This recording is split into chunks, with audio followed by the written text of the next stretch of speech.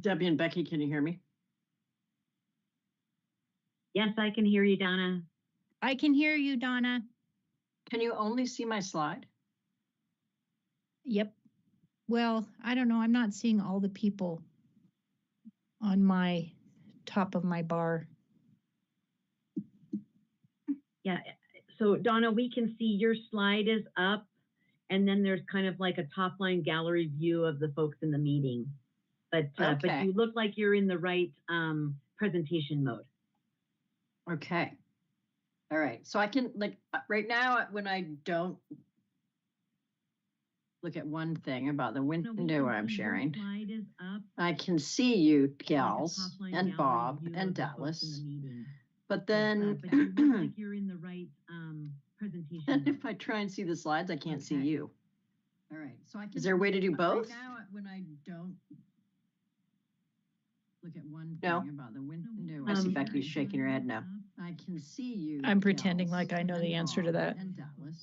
Okay. All right. Well, you did that very well, Becky. I will say. Well, I was like, I don't think you can. I actually don't think you can see yourself while you're presenting. When you're in Teams? Okay. I don't know. Michelle's around. She knows. I think if you have two screens, you can, but if you only have a single screen, then it makes it difficult. Oh, good. I was right. That's been my experience too. If you've got dual monitors, you can see the gallery and the presentation, but with one screen, you're stuck with just the presentation. Well, it'll be great because then I will just, it'll be as though I'm just talking to myself as opposed to everyone else that's here. No, that's not true. Yeah. So hi, everyone. It's good to see you because I can see you when I go to this back view. Are you Donna, ready to roll? Yeah. No, I think Donna, we're waiting for the chair to call us back to the meeting.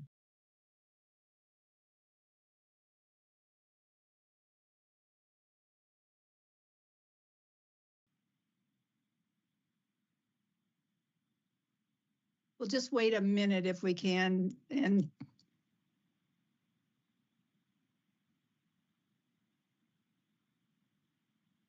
hope that Commissioner Labhart's reception works.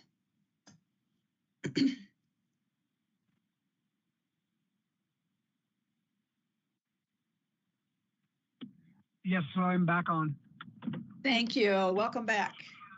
Welcome back, everybody who is online. And I think we're ready to start again. And we will start with best practices work session.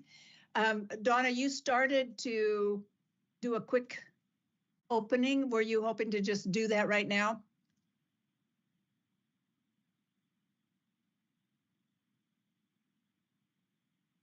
Whoops, I think you're on mute, Donna.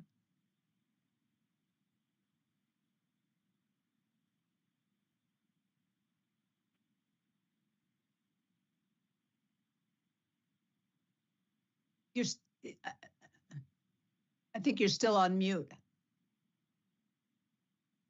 I think she's having a hard time finding the unmute button because she's in presentation mode.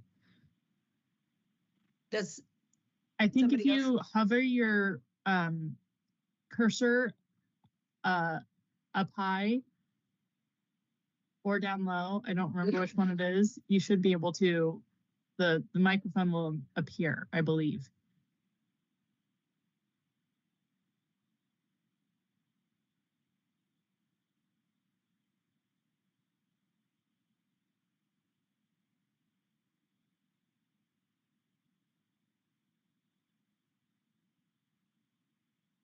Just wait. We'll give you not working, huh?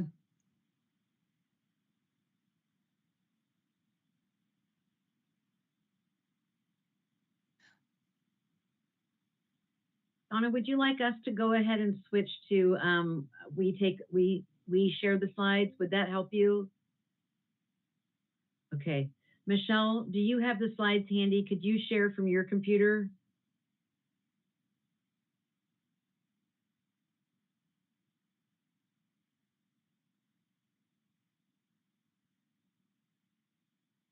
You're still muted, Donna.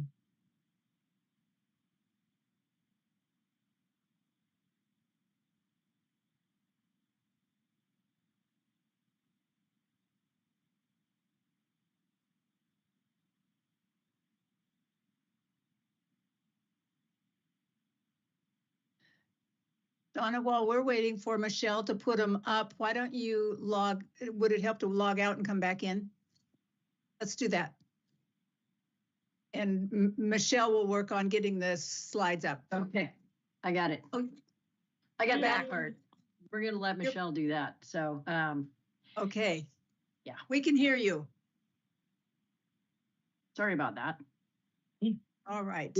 We're pulling the slides up, Madam Chair. Just one moment. And I mean, if you wanted to get going, they'll show up soon. Okay.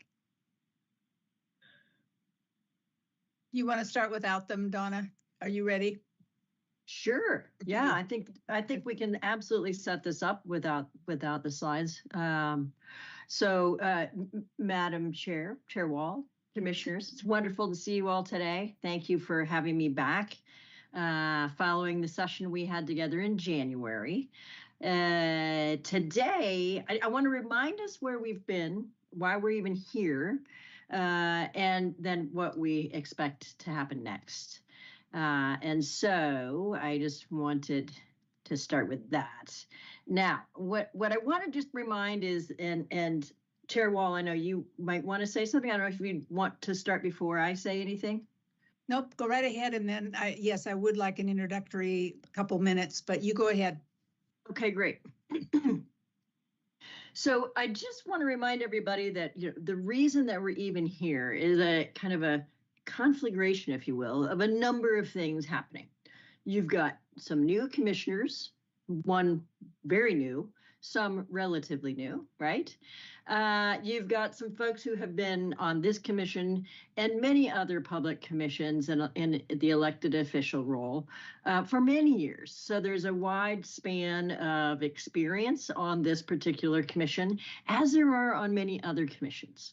So in the course of recent time in history, there have been a number of changes to rules, to some of the ethics commission's rules and laws around approaches that you as public commissioners need to be taking as you do your work. And there have been expectations shared by the governor of how commissions do their work, right? And so all of those things together led to you all saying, why don't we have some conversations together about what do we feel our best practices are as commissioners? How do we want to be working together? How do we want to be resolving differences with ourselves and with others outside of the commission? How do we want to work with staff? So in January, we had that conversation. We started that conversation, I should say. We're not done with it yet. And at that meeting, we're going to go through some slides about all of that. But part of that conversation was who are we when we're our best? And now the question is, having articulated some of that, how do you want to continue to articulate that in the future? And that's what today is about. So today is about more, just going through what we talked about in January so the public can see what you talked about.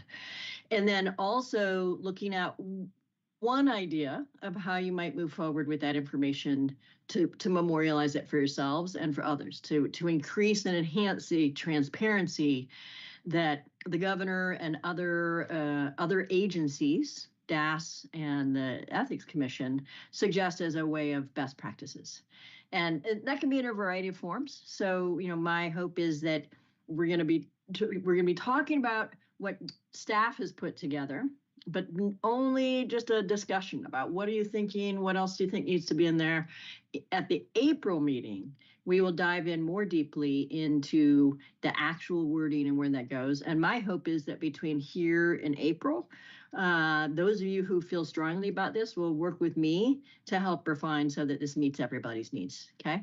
Just recognizing there are a number of needs here. So I do want to remind folks of that. There are a number of needs, a number of pressures there on all of you about the governance practices. So I think I'd like to start with that and pass this back to you, Chair Wall, to say what you'd like to say, and then I can walk us through the slides. Thank you. And thank you to everybody for being here and for keeping this going. I don't even need to remind people about the focal areas, as was my first chore, because I think that we talk about those. We have actually begun to incorporate those as our framework, which is terrific. And it's making sense so far that the landscape scale, the climate and species resiliency, and addressing and working with, being engaged with all Oregonians those are turning out to be durable focal areas. What we're trying to do, I think, is with our best practices is figure out ways to help us be a successful statewide commission in those focal areas and in supporting the mission of the agency. We have a bit of a luxury today in that we get to just walk through what is drafted and in front of us, and we don't have to make decisions and conclusions. We can listen, we can ask, we can get other issues on the table. And what's in front of us and what's to come include items that the commissioners have over the last several months identified that they'd also like to get a discussion of. And a few of those we'll get to today, probably most of that in April. And I will remind us all of something that Director Colbert has said, and that is that we don't have to jam all this in. We can take a little time and get this right, which is an important piece. I think one thing that would help, at least for my way of thinking about these things, if we look at what's required for commissions by DAS, by statute, on communicating with the public, on ethics, on public records, on reimbursements and those sorts of things, what's actually required? That seems to be policy issues. But there's a whole nother layer, and that I think is, if it's not as important, it's very close, and that is, what does Director Colbert need for administration of the agency? That's sort of a series of best practices that we can talk about and figure out. What does the Governor's Natural Resource Office need to be in their arena and be effective in their arena with us? And those are also best practices. They may not be required by statute. And I think it's important to separate what's required by statute or by DAS and what is best practices that we want to talk about and figure out with the person that has to run the agency and the person that has to run the Governor's Natural Resource Office. So as we walk through it, if we can identify those things and differentiate between them, I think that would be important to do. What we're trying to do is embrace this citizen commission role without sort of crossing tripwires, and importantly, recognizing the clear distinction that the director runs the agency. We set policy, we direct the agency as a whole, not as individuals, but as a whole, and that's through the director. So we're not going to be making up practices or rules as we go, but there's an important public role here that I think we haven't quite captured fully, how to do our role as practices, not as what's required, but what are those practices that are going to make us successful. And that's the piece that we may not get to today because we're going to go through what's already presented, but those are the pieces that I would see as important coming up. And that's where we come back to the issues that commissioners have raised over and over again, and we will get to those and build them in either as that's one we deal with because it's required, and here's what's required, here are the required sideboards, and here are the best practices. And if we look at those separately, I think we can unravel some of these issues and get to what we're after, which is policies that make us better at our job of supporting the mission of this agency. So I'll give it back to you, Donna, but I wanted to make those couple points. So thank you for the time, everybody, on that. Great. Thank you so much, Chair Wall. And thank you for providing that frame that you're looking at these and suggesting that everyone else look at these. I think that's very helpful. It's a helpful way to look at where are those things knitted together that maybe shouldn't be, and where might you all benefit from having them knit together if they're not. So there may be a little combination there, right? Yes. But I think for everybody to be thinking of it the way you're talking about it, of what are the things we have to do that has the shall language in it and what doesn't. So if you could move us, Michelle, to the next slide. Now, there's a little thing on my screen that says I can take control of the presentation, but I hesitate to do that. Debbie's saying, no, don't do it. Don't do it. I'm not going to do it. I told Debbie, I think I'm moving into mastery, but in these public forums, not so much. So my apologies for that. So as Commissioner Wall just said at the retreat in January, this was pretty much our agenda for the time together, right? To look at and see what your focal areas are, what your focus is going to be, the areas of climate resiliency and fish and wildlife adaptation, landscape scale, wow, say that 10 times fast, conservation, and serving all Oregonians. What this part focuses on is how you do that. So those are the substantive, this is the procedural.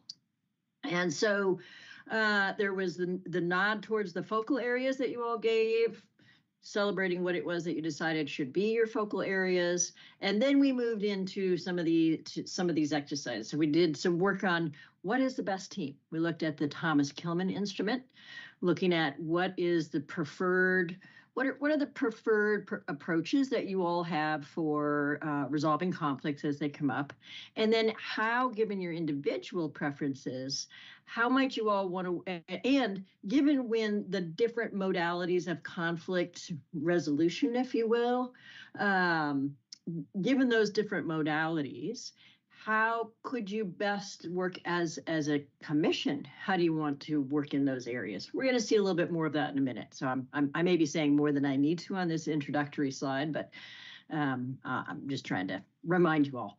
We then talked about some things that support best teams. One of them being halts. When you're hungry, angry, lonely, tired, or stressed, it halts good communication and decision making. So I really appreciated that Chair Wall suggested taking a break from the last bit, let you all get some food, stretch a little bit, get ready for this next piece, right? So we can keep going forward rather than halting. We also looked a little bit at how people learn and how commissioners in particular, what your preferred approach for learning things are. Is it visual? Is it reading? Is it discussing? Is it doing? You're going to see the chart on that. We've got pictures of all these things coming, so you'll be able to see all of this.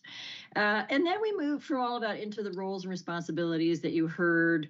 You moved into it as you heard from your legal counsel. What are the roles and responsibilities of commissioners? So getting to what Mary was just saying, what is it that is really truly expected of you by law and by rule? And so spent some time talking about all of that. My guess is there could be a lot more conversation about that from what I'm hearing from you all and what I'm hearing from other commissions, because as you all know, this is not the only commission I'm working with right now. We then moved into some communication. How do you want to communicate with each other as a commissioner? How should you be communicated with by the public and vice versa? How do you respond back to that? And then also the circle to the staff. How does that work?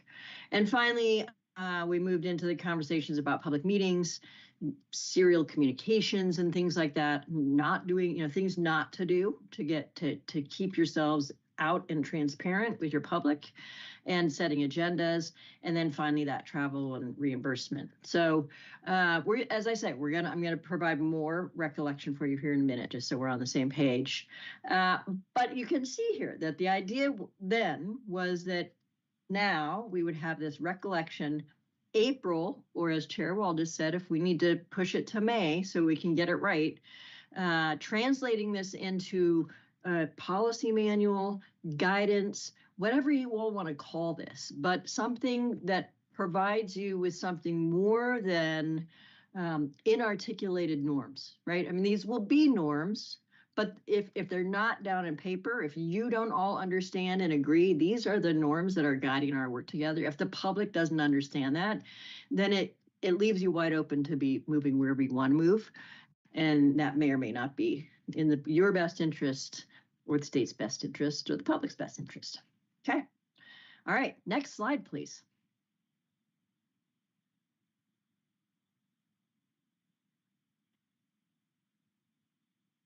So we did the exercise about the best team, and you can see here on the right-hand side, we've got the lovely drawing that Commissioner Kathy Yoon made before she departed the commission.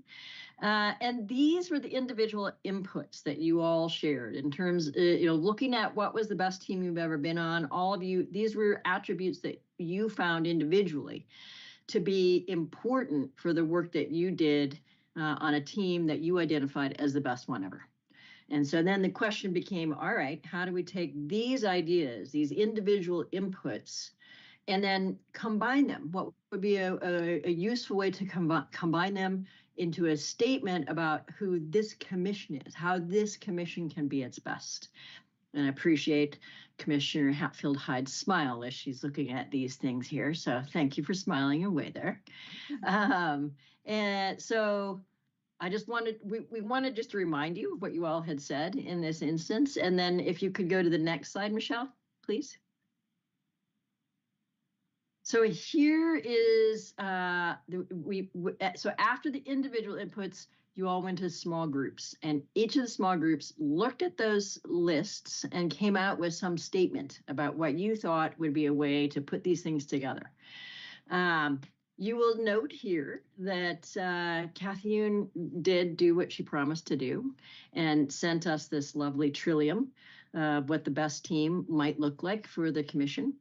That you show up, you are present and prepared when you come to meetings. You are personally accountable when you're in meetings. That when you're in meetings, you treat each other in a non-hierarchical, respectful way, showing loyalty to each other and to the agency. You approach all of the work together with a sense of fun and camaraderie, with a shared definition of success and with vision into the future. So that's the trillium there. And then you can see the other ways that the other smaller teams had put together of the leadership team, because we included everybody in this conversation, not just the commissioners, but the leadership team from ODFW as well. The leadership team demonstrates shared purpose and respect for diverse perspectives. They trust each other as friends. The leadership team is successful because it is smart with heart. And we don't have that drawing here, but there was a drawing that accompanied this. Wasn't there, Commissioner Hatfield-Hyde? The team has a shared purpose, camaraderie that is supportive and respectful, synergy and is non-hierarchical, and does a skills assessment that supports understanding strengths and weaknesses both individually and as a whole team. So these are the statements that you all came up with as things that guide the way you might work. This, I would say, in response to Chair Wall's question, this is a want to do, hope to do. This is aspirational, right? These statements here are aspirational. These are not required by law. Some parts are, but not all are. This is aspirational of who you all want to be. Okay, so I want to be clear about that. And I'll try and do that along the way, Commissioner Wall. But I'm not sure I'll be able to for all of it. So we'll see when we get there. So any questions or comments about this, commissioners? And I don't know if it's appropriate for me to invite you all just to jump in, or if you need to be super formal in this setting. So jumping in should be just fine with people. Okay. I think. All right. Comments, observations? No? Post-lunch slump. Yeah, they're smiling. They're there. They're not slumped completely. They're just, I see the smile. So that's. I think it looks good. I think it looks good.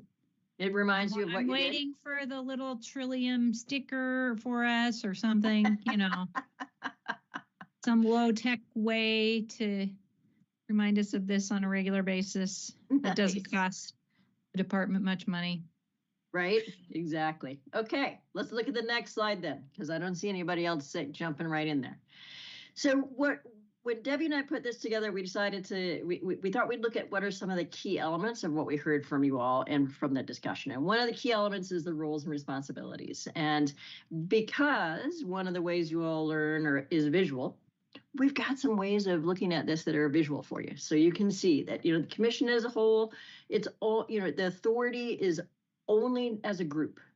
The chair is the official spokesperson. So if you looked at that next one, the chair is the official spokesperson and is responsible for governance and integrity of the commission process and meeting conduct. conduct, the chair and the vice chair in her absence. And then individually, each of you have different responsibilities as a public official by law and by ethics, by the Ethics Commission, by rule. So just trying to show for you here that there are different relationships, and a reminder for everybody of what goes where to a certain degree. Okay. Next slide, please. Another key element in these roles and responsibilities has to do with how you show up at meetings and the things that you do as a commissioner. And one of the things that you spent some time talking about at the meeting was this email, the email component of things, that there's a consistency with public records law that's required. And so here we're trying to show, here is the way that our understanding is of what the law is for how you are supposed to be responding to emails with other commissioners and with the public. And so this is trying to list out, the things that are important for each of you in the work that you're doing together.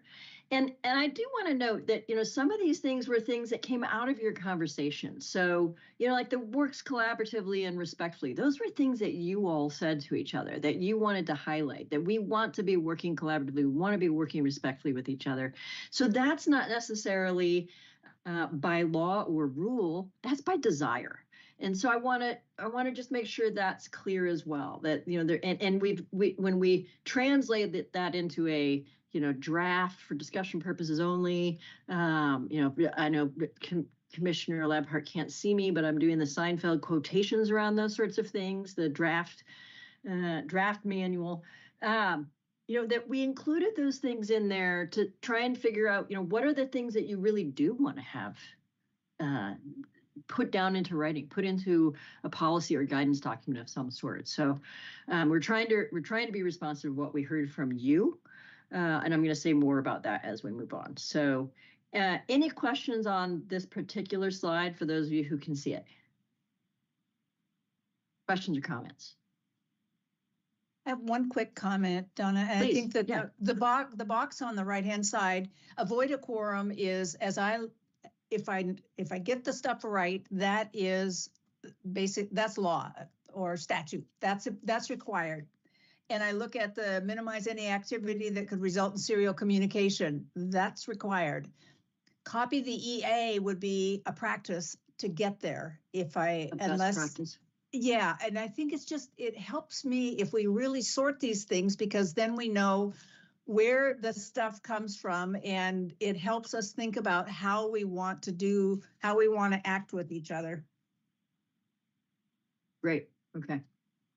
And I would just note one thing that we tried to kind of capture, as we realized in the conversation in the retreat, there was some confusion about this maintaining public records.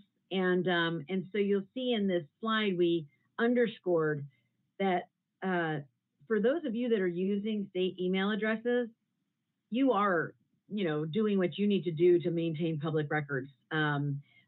It was only for commissioners that chose not to use a state issued email address that they were using this practice of CCing the executive assistant so that we could maintain that public record. So that was a clarification that was really important, and the conversation you had helped us figure out that was maybe the disconnect, and just so we've clarified that sense. Great. And so in this instance, just looking at this document, if you will, this slide document, then what I just heard Commissioner Wall say is that from her perspective, we would take that copy of the EA and put it down below where you've got the, if not using state email address, copy EA in the distribution, as a practice, as a best governance practice to meet the public records laws, do this, right? To assure that the agency is and the commission is, something like that. So we might be able to do a little of both of these things in one document even. Good. All right. Thank you both for that. Yes. Commissioner Hatfield-Hyde. I just want to make sure that I understand this, and I probably asked the same question last time, but if a constituent emails me about something, are we saying that we should just, forward a copy of that email to Michelle right then? Or are you just talking about as it relates to anything that a commissioner might email another commissioner about? I wonder if this is a question we might want to turn to Erin, to legal counsel. I guess, Becky, I think that in your instance, I think you're using personal email. Is that correct? Yes. Okay. And so is the question whether you're required to copy the executive assistant when you're using personal email? The question is, a constituent has my personal email. They send me a message that says, I like fishing. I want to talk to you about it. Should I just forward that email to Michelle, just so that Michelle knows that somebody has reached out? Or in this box, are we only asking if a commissioner happened to send me something that gets forwarded to Michelle? So both of those emails are public records. And the first one, I think the intention would be for it to be in the commission meeting record, like a public comment. Okay. And then the second one was an email between commissioners. Yeah. I understand an email between commissioners. Yeah. It's clear right here. What's not clear is just any other random emails that we might get that are in some way related to the commission. Well, so I think what's going on here is these are all public records. And so the question is, like, there's not a legal requirement to send everything to Michelle. There's a legal requirement to obtain those public records if there's a public records request, and to maintain them in case there ever is one. And so it's like a best practice decision in order to send those to Michelle, so that like everything is organized and maintained in the state system in the event there is a public records request. Does that help? It does. I guess I don't mean to be going on and on about this, but I think I like when things are very clear about what is expected. So I maintain a subfile that has all communication that comes to me as it relates to ODF and W business. So I could go in there and forward all of that. Mm-hmm. So let me ask you this. So do you want it forwarded every time? And just, to me, having that record that I keep in my subfile means that if there was ever, need, you could get to it, but I'm absolutely fine forwarding everything that ever comes to me to Michelle too. If I could just speak to this, Commissioner Hatfield-Hyde, again, I just want to be clear in terms of requirements, and that, from the DAS perspective, you would all have state email accounts. And in order for us to allow you to only use your personal email account, this was the deal that we worked with DAS. We continue to get pushback about whether our commissioners should be able to be using their personal email addresses for state business. To date, they have continued to allow you to do it. But again, this is the assurance that we've given them.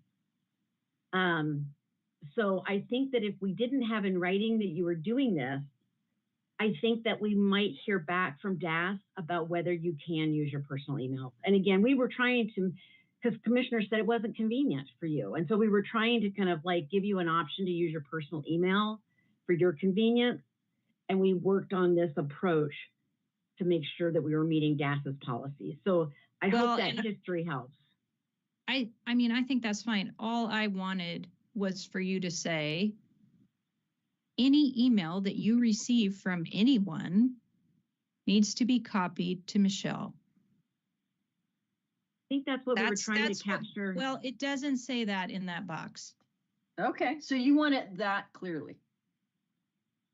Yeah, because up above you say, when emailing with or responding to other commissioners, 1, copy the EA, 2, avoid a quorum, 3, minimize. So down below you said, when anyone if not using state email, copy EA in the distribution of messages to the department and public. It doesn't say if the public emails you. Okay. It says it's in something in your district. It's just not clear as much. Yeah, just say, just make another 1, 2, 3 bullet point. I mean, you don't need 3. You just say, if anyone emails you, number 1, copy the EA. If you email anyone, number 2, copy the EA, Yeah. And that's, again, I just want to make sure that it's really clear to everyone else that for those of you who are using the state email, using the at ODFW or whatever it is that you are, whatever it says when you guys write it, .gov, that you don't have to do that, right? It is being saved in the place that they need it saved. So this really is about where are things being saved. And, Commissioner Hatfield-Hyde, I love that you have a sub file. And, maybe there's like that we can talk, not now, but at some point about, is there some way to do a weekly dump over of your sub file to Michelle? Whatever it is going to work. But I'm hearing Debbie say that she made it an accommodation. She made a deal with DAS that she's concerned if it's not met, if that deal's not met. And Commissioner Hatfield-Hyde, I do hear you saying, if you just say any email sent to a commissioner that's not utilizing a state email must be sent to the EA. Easy. Period. Make it clear. I mean, I don't care. I couldn't care less. I mean, it's clarity is Michelle. I don't care. I don't care. It just doesn't seem that clear to me. Okay. That's really super helpful. Commissioner Spellbrink, I see your hand there. Yes, thank you. What I heard, I thought Aaron say was, though, that was completely acceptable, Commissioner Hatfield-Hyde, that you had a file as long as you saved them and they were available on a public records request, as long as you had them, that was acceptable. Now, did I hear that wrong? And there's Aaron. I'm speaking from the legal public records requirements. And what Debbie is talking about is there are DAS policies on commission document management. And so she's conveying that piece. And the law and the DAS policy are not going to be they're aiming at different things. Okay. Just a quick question are the DAS policies available to us? Sure, we can absolutely, Mary, we can get those to you. And again, for this is about public records maintenance. I think that Michelle is very actively in conversations with DAS about Commission's use of personal emails. And, I think they are continuing to be interested in different approaches. So this is an active conversation for us, but we can get you those policies. A work in progress. Helpful because I like what you described is helpful in knowing the context. I didn't know that conversation between you and DAS had happened. So it's just helpful context. Yeah. And to be clear, this predates me. This has been the understanding of DAS that this was how it was working for commissioners, which I think is why it's so good to put these things down in writing, because I feel like, these are the norms that have not been written down. And so you lose track of things over time. Yeah. Yeah. Yeah. And if anybody was, I know that there were some that might have been offended by some of the things that we captured into the document that we're going to be talking about in April and in here, between here and there. It wasn't meant to offend. And I will say that if you saw version 1 versus version 2, the internal documents that you're looking at, that version 2, we were trying to make it less shalls. And I can hear how that could be confusing. Let's be super clear where the shalls are shalls. That might be where Commissioner Wall knows this is the difference between a law or a rule and a best practice, right? That might be the, shall or might, right? Something like that. So, and we moved when Director, I want to call her Colbert, Stephen Colbert's sister, when Director Colbert and I looked at it, I said, there are lots of different ways you can capture standards of practices. And the American Psychological Association captured their standards of practices by just putting it as a statement. And so that's why there are some of these things like, this one that says works collaboratively and respectfully. It's just, that's what you all do. If you all want that strengthened, not that one necessarily. I mean, the next one, shall comply with state ethics laws, seems like a good place to put a shall. So I just want to let you know that part of that shift between version 1 and version 2 that changed some of the language that I have heard has been a point of contention for a couple of you. That was just another try at trying to work on this. So there's lots of room left for how we resolve this. And Commissioner King, I see you there. Hi, how you doing? Hi. Question. I question so much of this. Like I understand the effort. I understand what's happening. Getting things written down that weren't, and it was all just really squishy. I'm just scrolling right now through the whole thing that says policy manual of the Oregon Department of Fish and Wildlife Commission, blah, blah, blah. I don't see any of this in that document. So I'm just kind of wondering, am I missing something? Let me continue on and then we're going to connect that. Don't look at that policy, are you looking at version 1 or version 2? The latest one that Sarah sent today, because apparently it all got all screwed up. But it doesn't matter which version I'm looking at, I still don't see it. So that's kind of what I'm getting at. It's like we're going through these slides and we're having all this discussion about an email address or something. But where is it in this freaking policy? Right. I mean, I really, the applicability of this is what's got me. It's not offended. It's just like confused. Like, what is going on? I do hear that. And I think that, that's, thank you for making that point, Commissioner King, because part of what we wanted to do was start with a draft to say, is this the sort of approach that you all are looking at, or do you want to look at something else? I'm already hearing that there are some different ways to frame this that would be useful to everyone. And so I will be working with Debbie and whomever else to make some clarifications and to be sure that some of these things that you're seeing here, to make sure they're there. You will note when we get to the bottom of my slideshow here that there are a number of issues that still aren't in there yet. Yeah, right? exactly. So, yeah, totally. So there's work to be done, and that's why it was for discussion only. So thanks so much for saying that right now. I had not expected we would stop and have conversation at this point in this slideshow. So appreciate you saying that now. And I see Commissioner DeFries, Commissioner Hall DeFries, I don't know how you want to be referred to there, and Commissioner Hatfield-Hyde. So you can refer to me however you want, Donna. So I guess I also would like a point of clarification as far as what we're doing today. My understanding through this presentation is this is going through a little bit of background and then how we're framing and thinking about putting these policies together. It's not necessarily looking at the actual language of the policies and how it's set. And so I think perhaps we need to take a step back. Boom. and be thinking about that as commissioners, where we will have, and I assume we will have time to look at this policy manual and get down to the nitty gritty and how these things should be laid out and stuff. But this is all framing how we're going to do that and the reason whys and all of those things. Is that correct? Yes, that's absolutely correct. That's absolutely correct. Yeah. Yes. The one was an example of what it could look like, not what it will look like. This is a conversation about what these things are at, hopefully at a high level of things that we heard you say that you wanted to have included somehow, somewhere. And we will get there, okay?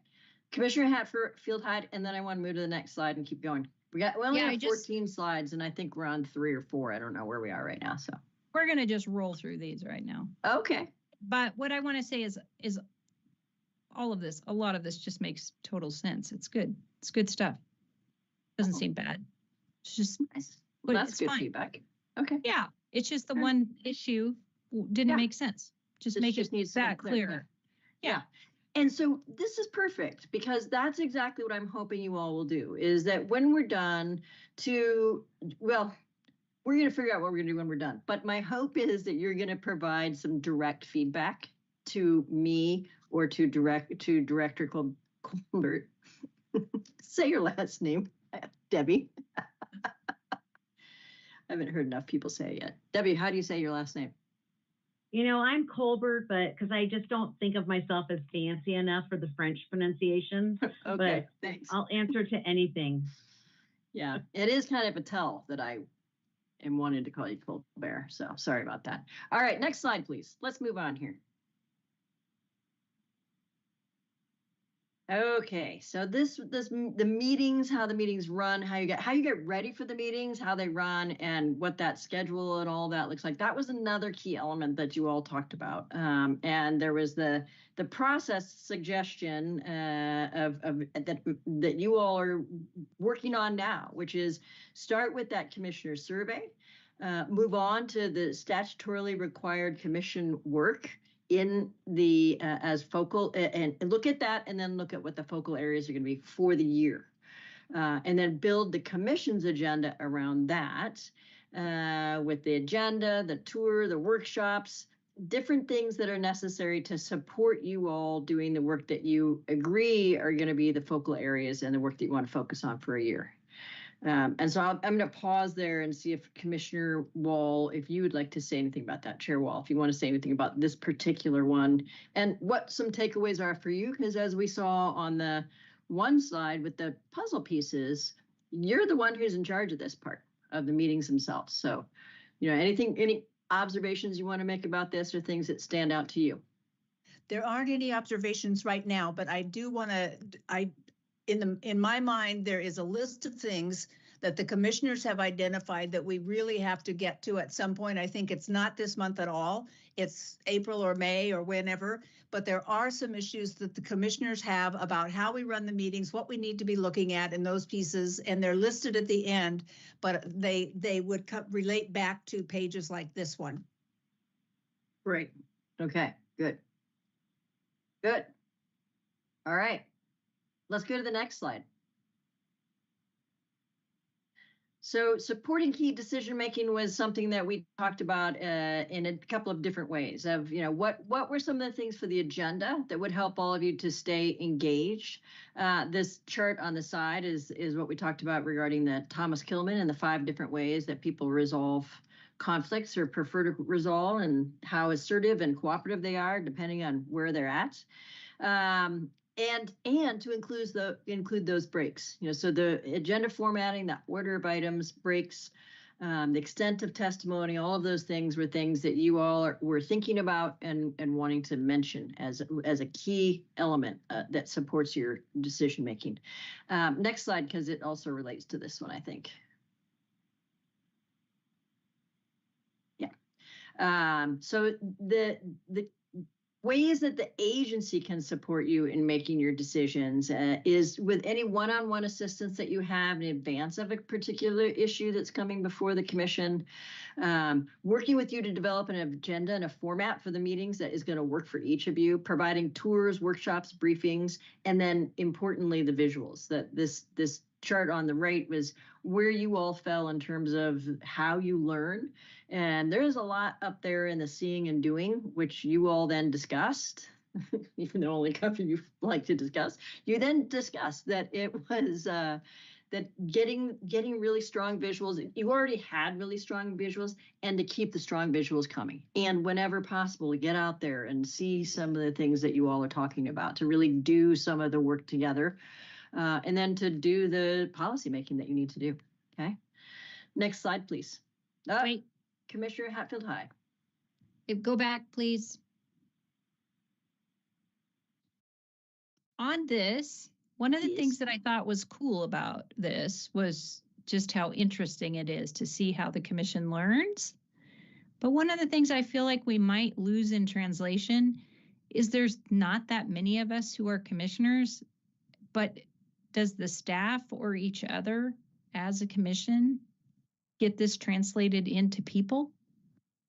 Like, does Commissioner Spellbrink learn more by going out and crab fishing right now with us to learn about the ocean? Or is he wanting to read 500 pages of data? If we just have this sense, if we don't have a sense of our fellow commissioners the way they operate, what good does this do us? So this was only commissioners. So this was I know, yeah. But we don't know who is who. No, you don't know who's who. And so I guess I'm just offering that. And yeah. It sounds like Mark is on, trying to weigh in. Yeah, Commissioner Lampert. No, I wasn't. I got bumped off. I'm back now. Okay. All right. So, the thing I would say is how I would respond to you is to say that, this is, kind of in the moment, in the comfortable moment that we were in the retreat setting, that this is where people put things. All of these 4 areas, or 5, if you have reading and reflecting, if you split that out, we all do them. We all learn this way, right? You're going to have things you have to read because you're a policymaking board, right? And so policies come in things that you read. What we were trying to figure out was what's the best way to make presentations to you all. And I do hear what you're saying, that the individuals who are there, we can survey that again and find out who it is, so that Debbie and her team can make sure that for different issues. So that's one way you can solve that problem. The other way would be for you all to say that. For you to say, I am one of these people who really likes to do, and there actually were 4 of you that are really wanting to do things. And I would really benefit from getting out in the field on this particular topic, and reaching out to staff to let them know that, or to Commissioner Chair Wall. So, a couple ways to do that. I'm just trying to bring it down to just real practical common sense. Okay. If Director Colbert knew that, somebody likes reams of paperwork thrown at them, then when they're responding on some issue that needs more help, you'd know how to react to them. And if we did that in our retreat setting and we came up with this little thing, let's just implement it. Right. Otherwise, instead of being like wishy-washy, well, I think some of them learn by doing, some of them learn by seeing, Yep. Okay. Got it. All right. Good. We'll send a survey on that. Commissioner Hatfield-Hyde, and I guess the way that we tried to translate that into like a manual was putting down in writing that we would be available for any commissioner that wants that one-on-one assistance to get ready for meetings. So, so we tried to kind of give that assurance in this draft that if no matter how commissioners want to learn, we'll try to kind of meet them where they are. Okay. Okay. And we can send that survey. We can do a little survey monkey and send it out to the commissioners and have you include your name on it. The name's required. I was trying to do as much as I could anonymously, just to provide an easy space for you all to be in without having to worry about it coming back to bite you later. So for this one, I can see how it would be beneficial to you and to staff for that to be known. So let's go to the next slide now. Thank you, Commissioner Hatfield-Hyde. Now, the key element is this communication piece. So there's the, as a commission, the chair serves as the commission spokesperson. Just a reminder to everybody that with the agency, the agency assists you in preparing for meetings through Commissioner Colbert and any designated delegates that she might have. And right now she's delegated the region managers and division administrators to be helping you with all of that.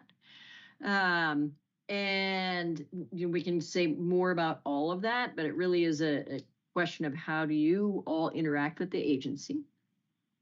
And then with the public, trying to promote those relationships through listening and transparency, being responsive by directing to the department contacts whenever possible.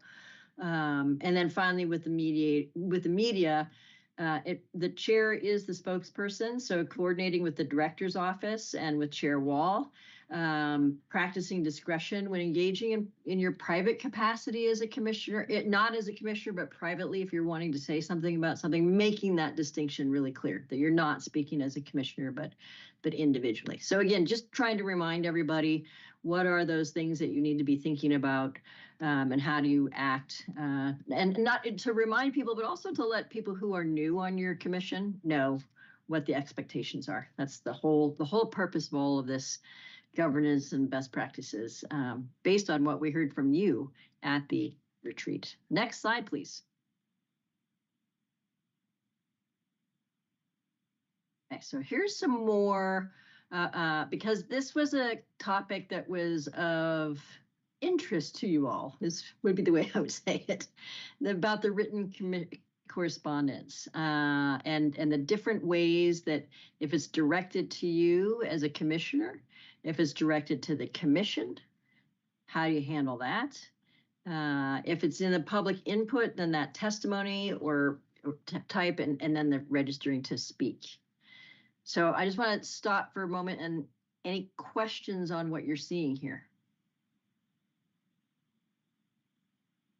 Commissioners, this is one where we really are just trying to capture our protocols on two fronts. The written correspondence, we wanted to give you assurance that you are seeing them and how you're going to see them.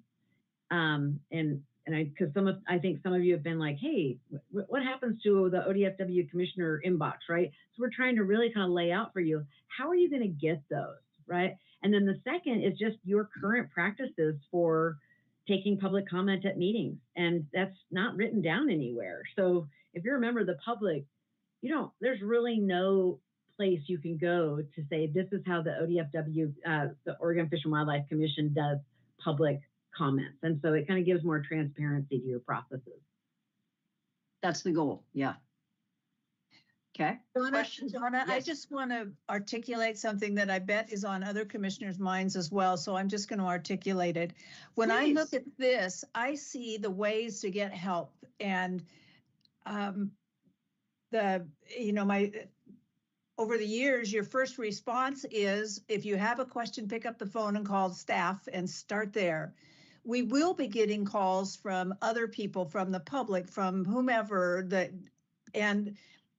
this tells me what to do when we want help, and how the director, how Debbie, you're trying to run your agency, and how you want to direct things and who you want to have answer the questions. There are conversations that the commissioners are having with people that they're not asking for help with those conversations. They're hearing from the public. And I think that we need to eventually, not today, but we do need to talk about those, because that's part of, if we're going to be an effective statewide commission, we need to hear from the public. And that's part of our job, is to hear from the public. So and I know we will be getting into it, but I just want to say it because I think a lot of commissioners are thinking about that right now. And have I screwed up, or am I missing something, or am I doing something wrong when I have a conversation with a constituent? Because that's how a lot of people learn. You got to hear a whole bunch of different perspectives. That's how you're serving the public, is if you're listening to the public. And so I just want to get that out there. And it's one of the pieces to work through, how to effectively deal with both sides. How do we get help when we need it and want it, and when should we? And how do we be that that citizen board and listen to the public. Right. Chair Wall, I think that was maybe the material in the last slide was kind of speaking to how to engage.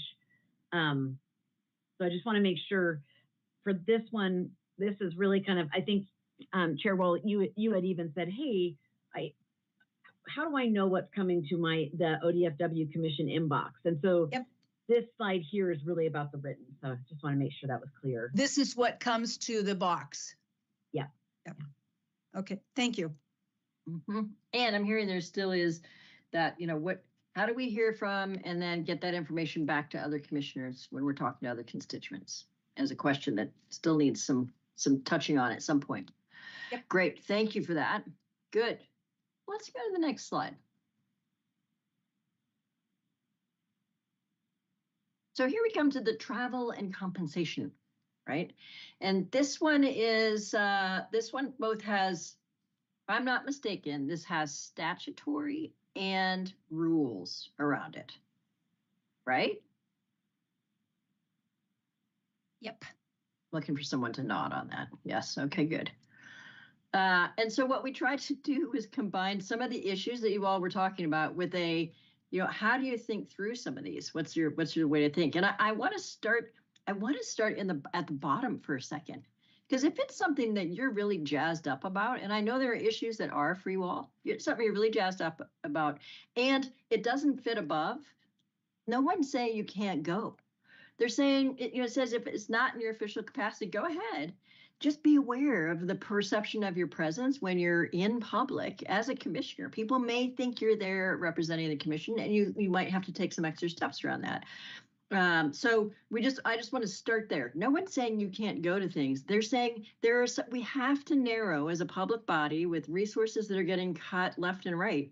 We have to be thoughtful about where do we put our funding, where do we put our resources to be able to educate you all in the way that you want to be educated to be able to serve as that citizen commission that Chair Wall was just talking about, right? So I just want to start there on this of what we're trying to do here, and how do you do it in a way that is equitable for everybody, right? To make sure that things are there. So so the required activities, things that are required by the agency, by the commission, there is a stipend and you can be reimbursed for those things. The things that the chair and the director need to be thinking about is, is there funding available? Where's the location of this thing? So how does it look in the public eye? Are you going to the Bahamas on a boat to have your, learning about whatever kind of fishy it might be? And how might that look these days? Any day, right? But these are on the day, day-to-day calls sometimes, right? Is there shared opportunity for other commissioners to go, and the availability of you or others on the commission if it's something that you all feel like somebody needs to attend? Who can go? Who's available to go? So over here we've got this, is attendance part of a commission meeting, tour, or a hosted event? That's a required activity. Okay. Is attendance part of representing the commission on the board or subcommittee, such as the OCRF or the audit committee? That's a required activity. Is attendance part of a non-A director? Determine is it necessary and official, which kicks you into the rules and regulations, or would it be nice to go? And if it's nice to go, do we have the funds? And if we don't have the funds, and so you can't go in the official capacity, then you might still be able to go in that little green box down below. Okay, is that helpful? Clear? Yep. I see Commissioner Hatfield-Hyde nodding her head, which is good, because you had a lot of questions about this when we were there. So this is great that this is helping you and you're smiling. Commissioner Spellbrink, do you have comments or questions? I saw you moving over there. So this is why it was important for me to be able to see you and the slides, because I had to be able to read your body language here. All right. Any other questions or comments on this? I know you were just checking to see if I was awake. I knew you were awake because I can see you moving over there. Yeah, I think it's probably for another day, but it doesn't get to some of the core issues that we've already discussed lots of times. And also, this is a general question, But like, for example, when I'm following along in your slides and you know, how you're laying out the issues and thinking about somebody like me that's a visual person, this makes so much more sense than that policy manual thing that you guys created. So is there any way to make, does it have to look like that? I mean, is it required? You know, with the line numbers down the side and this really bad text and just, oh my God, you know, like, I mean. I think Commissioner King, that's awesome. I think the reason that we put it into the lined and numbered is so that when we do have conversations about it, you can say on page whatever, line whatever. This is confusing to me. If you reword it this way, that would be better. So that, and I am hearing you say, if we were to put something together that has both the written and some of these visual boxes, that would be an easier read for you if it's going to be something that is serving as your governance best practices guide. So right. if that's the message you're trying to give us, I got it. I think so. I mean, okay. To me, visuals, it helps you use less words, which can provide clarity, frankly.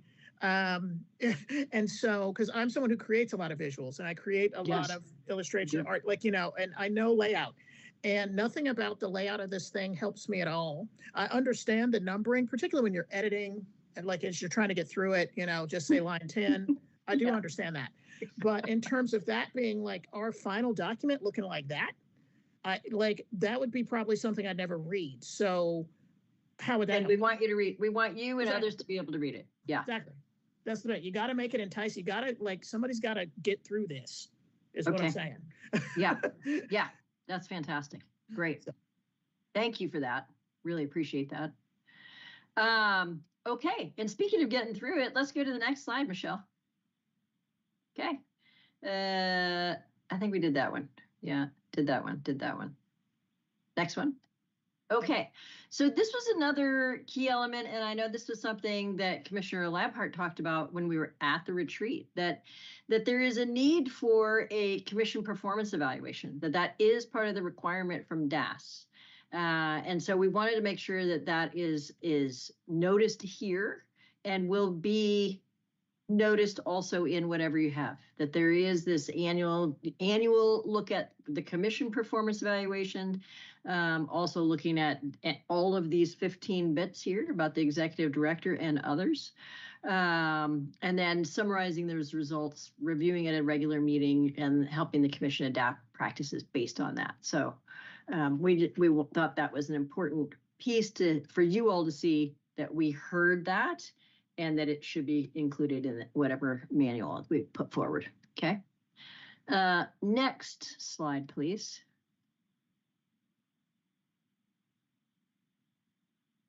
Michelle. There we go. All right. So this is the list I think that Chair Wall was talking about, right? So this is, what's next. We're hearing some of the things that, what do you like and where do you see some work is needed? These are some ideas here. These bullets here are ideas that your chair and vice chair, when we talked about this before the great snowstorm of February, that they felt were missing, that these were things that have been important to all of you and to them, and that we need to make sure are included in whatever we put together here. So I just want to see, what is it that you like? Is there more that you want to say? You don't need to repeat what you've said. So what is it that you like that you haven't said yet? Where do you feel needs some work? And are there any points that you think need to be added to this what is missing list? And what I'd like to do now is call on each of you. I want to give each of you an opportunity to give us some feedback on this. So I'm giving you notice, Commissioner Spellbrink. I won't start with you, but I'm giving you notice that I'm going to ask each of you. All right. So I think what I'll do is start with Commissioner Hall DeFries.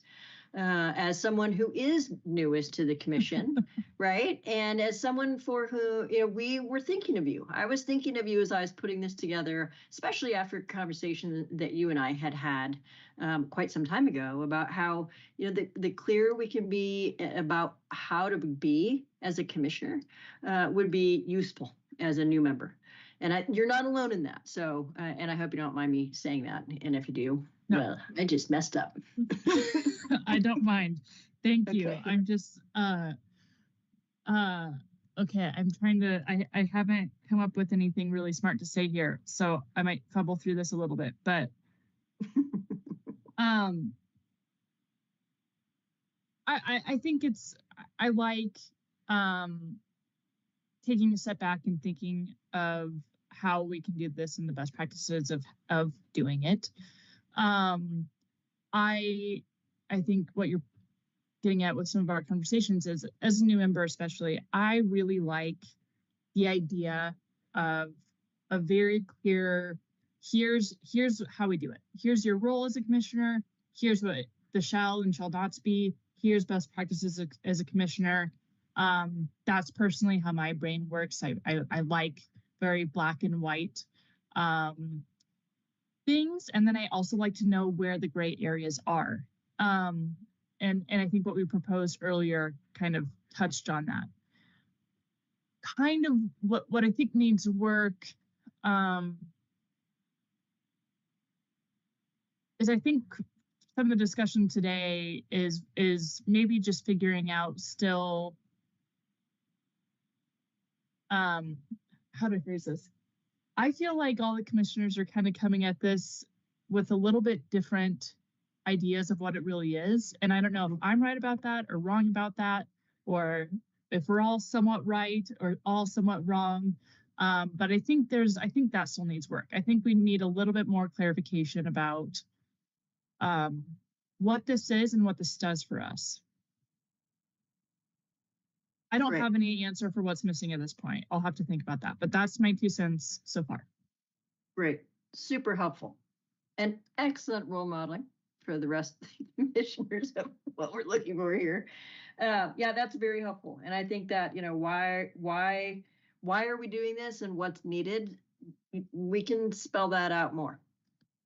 We can spell that out more, because it you know, the why and what is coming from a variety of different places. So if we can get the purpose clear, it will not only help you as a commission, but other commissions as well who've been tasked with the same sort of exercise. So, okay. All right, I'm going to go along my screen, and I'm going to the right. And so Commissioner Hatfield-Hyde is next, then Commissioner King, then Commissioner Spellbrink, and then Commissioner Labhart, who's not on my screen, but I know is there listening intently. All right, so Commissioner Hatfield-Hyde, you're up. Well, I mean, I think it's getting better, Okay. becoming clearer. I like that. I personally am such like the paranoid rule follower when it comes to like being worried about anything that could be like an ethics violation or whatever. So to me, it is actually really important, kind of what Chair Wall mentioned or flagged at the beginning of this meeting.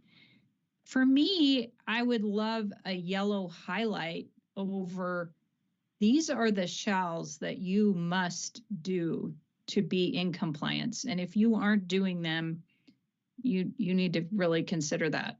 Mm-hmm. Great. The stuff that's like, be accountable, read your paperwork or whatever. Those are great best practices that I hope we're all doing. But I would really like teased out the absolute, this is the law, baby. Don't get this one wrong. So that's where I am on it. Got it. That's awesome. Anything missing from the list for either of you? I didn't ask that of Dallas. What's weird about the list that you have here is I think I would like Chair Wall to weigh in on this list, because I feel like the nuance of what is in this list may not represent fully the nuance of the list she had. So as I'm reading through the bullets, some of it doesn't even make any sense to me. Okay. And do we, all right. I mean, some of it is like director evaluation process. Yes, we've always actually had a director evaluation process. Delegation to director and appointment to rep. I just think Chair Wall may be able to summarize some of the thoughts of the commission a little cleaner. Okay. And she is coming up here, so let us. You're on notice now, Chair Wall. add some more detail, which I know you stand ready to do. So that's awesome. Yep. Thank you. Let's move now to Commissioner King, unless Commissioner Hall DeFries, you had something to add to what's missing. And you can tell us this later. I just want you all to know that these are the things we want to hear from you, whether it's today or in the future. This is, we're hoping these are your fingerprints that are going to be on this thing. So if now isn't the right time for you to process that, that's fine. I do have one, but also open to discussion for whether or not it's relevant. But one that I do have on here, what I think is missing is maybe under a sub-bullet of decision making, but kind of going back to those former slides of how we interact with public, how we interact with other organizations that are invested in upcoming decisions, all of that stuff. If there's any shall nots there, that would be great. Great. Especially when there's a decision that's coming up in front of the commission. Got it. All right. Super helpful. Yeah. Okay. All right. Commissioner King, your turn.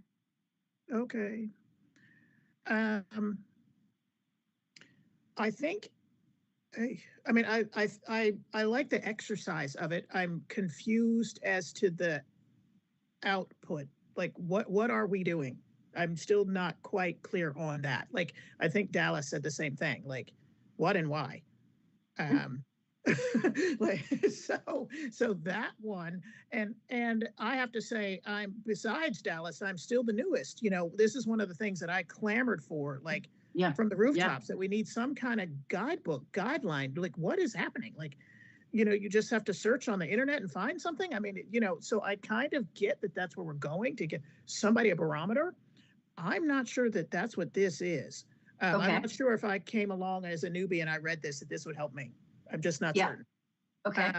So I think that that's quote what needs work. I mean, I think I'm understanding, but not quite. And I think also in terms of what's missing, the whole lightning rod thing that's missing is, that we're seers, that we're doers. And then when we ask the chair, the director, or whoever, can we go on a whatever, and then that blows up. So that is not clear at all. Still. Okay. Of when and where you can go. Exactly. That is not clear at all. Because I think that we are going to continue to hit the wall on that. Because some of us are going to want something more than others, or do more than others, or we're just, and I think that's the nature of who we are as people. We're just sort of all over the show, and I get that. And, so there has to be some kind of parameters put on it. But I think if we don't address that, if we go through all of this and don't address that and still end up in some kind of conflict, like what did we just do all this for? That would just frustrate me immensely. Yeah. So, so I think that that's the big what's missing is that is still not clear. And it's not just us. I mean, forestry's having a firestorm. Washington is I think this is universal to this kind of body. I think we're really at a generational shift. There's a lot of forces happening with this. It's not just us. And it is about... Yeah, and it may even be that given that, because you're right. I mean, you are 3 of 3 of the commissions I'm working with for which this is an issue. So those tend to be issues that perhaps should bounce somewhere else to give clarity about that. Whether it's to DAS, DOJ, or to the Natural Resource Office. I don't know where that is yet. And I am asking those questions on your behalf and other commissions' behalf. Right. So I think that would be my biggie. Other than that, I think that, and I've already told you the feedback of like how it actually looks like. Would this actually help you to just sort of see this? Those sorts of things. But other than that, I think just more of a clarity of like what this is and who is it going to help to see this? What do we go through this for? Which I think has been touched upon. Super. Okay, great. Thank you very much for that. All right, Commissioner Spellbrink, you're up. I am. And it's kind of interesting also is in that, going back to the I learn best by circle.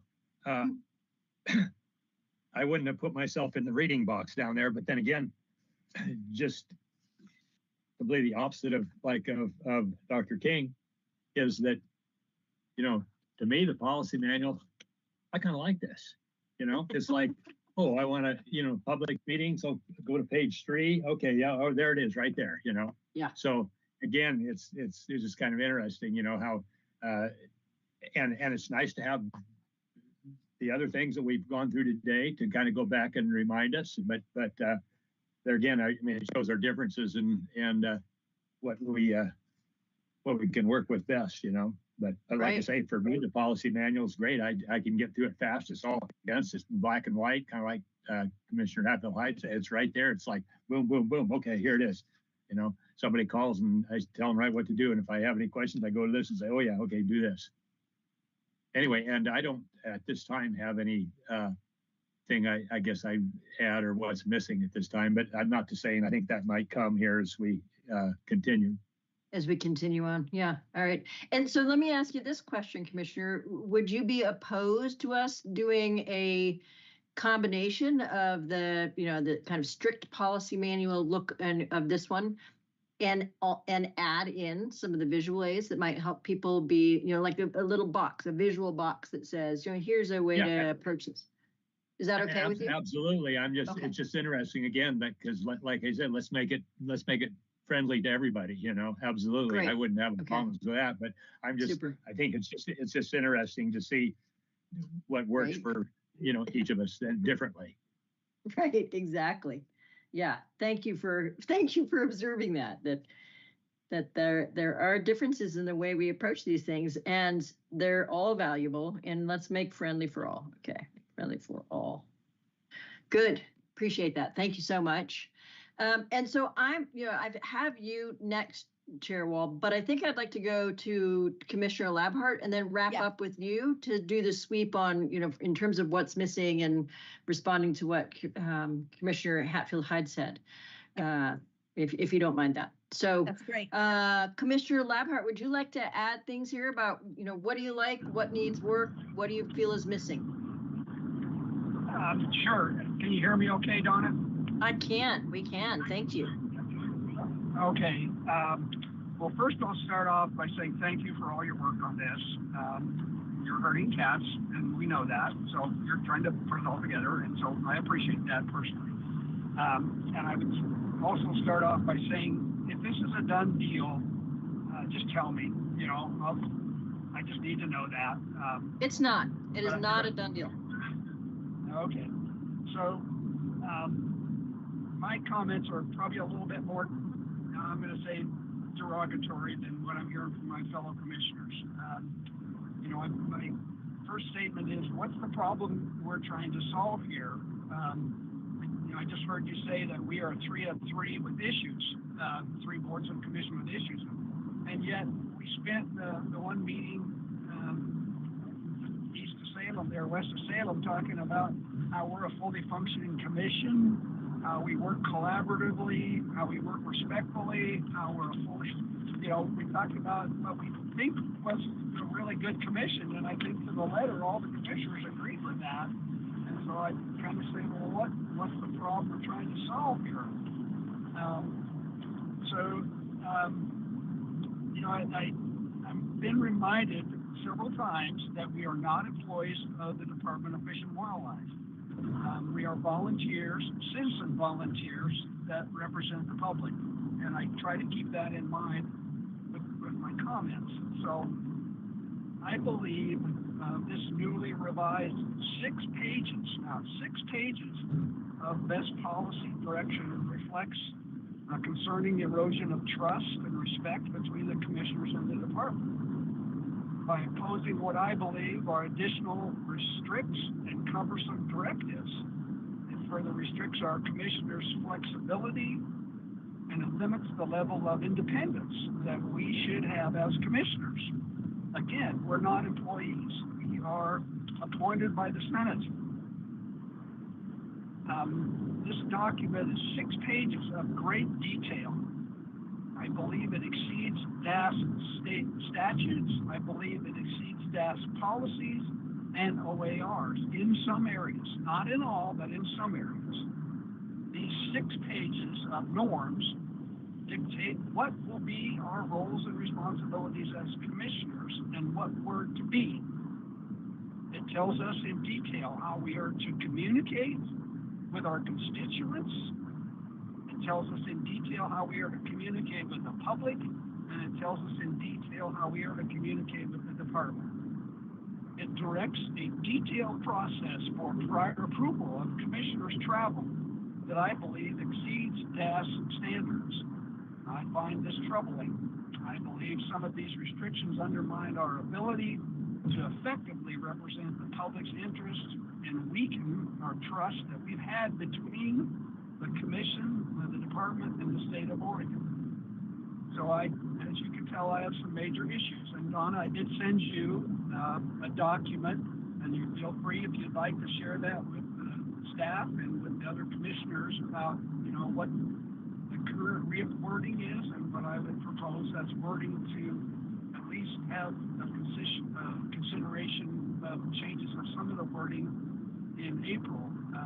That makes it more clear. I don't say that I don't support the document. It's just that I believe that there's a significant amount of detail there that pretty much said this is how you're going to operate. If you want to be a commissioner, to get in line and follow these processes of 6 pages of rules and regulations on how you are to think, how you are to operate, how you are to deal with the public, how you're to deal with staff, how you're to deal with fellow employees, how you're to deal with fellow commissioners. And so I kind of felt like I was being talked down to a little bit. So I'm sorry to say all that, but that's how I feel. I just feel that the document still has some significant work to do. But again, if it's a done deal, I need to hear that, and I'll get in line. That's my comment. Yeah, I appreciate that, and I want to make sure you hear me say it is not a done deal. That what we were trying to do was capture it in the way that we heard some commissioners say that they would like to have something captured, and it inadvertently offended you in the process of doing that. And I think, at the beginning, when I started with my opening saying, some of you have been doing this work for a long time, and so it's a no-brainer for you.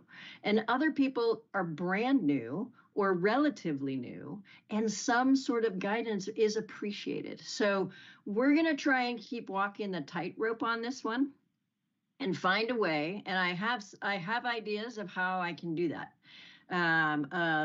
of pulling out the things that are that are the aspirational ideas that you all talked about, and then pulling that away from and putting that maybe as a lead in to what might be some sort of a more policy oriented manual that is more clear about what it is that you should or shouldn't do with regards to the OARs and policies that DAS might have.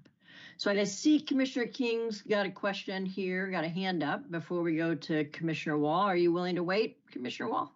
Yes. Okay. All right, Commissioner King. Hey, thanks. I'll lower my hand. Hang on.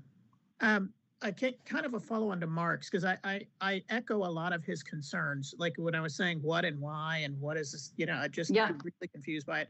But one of, I think the thing that he and I think are trying to grapple with, I'm not speaking for him. He gets perfectly capable of speaking for himself, but is that independence role, is that, like for us that are seers, like you have to go out and see it. And it means something that is not ODFW. It is not a tour. It is not what you're showing us. It is something that is completely out there that we are doing. And like the 6 PPDQ workshop that we just had is the classic quintessential example of that.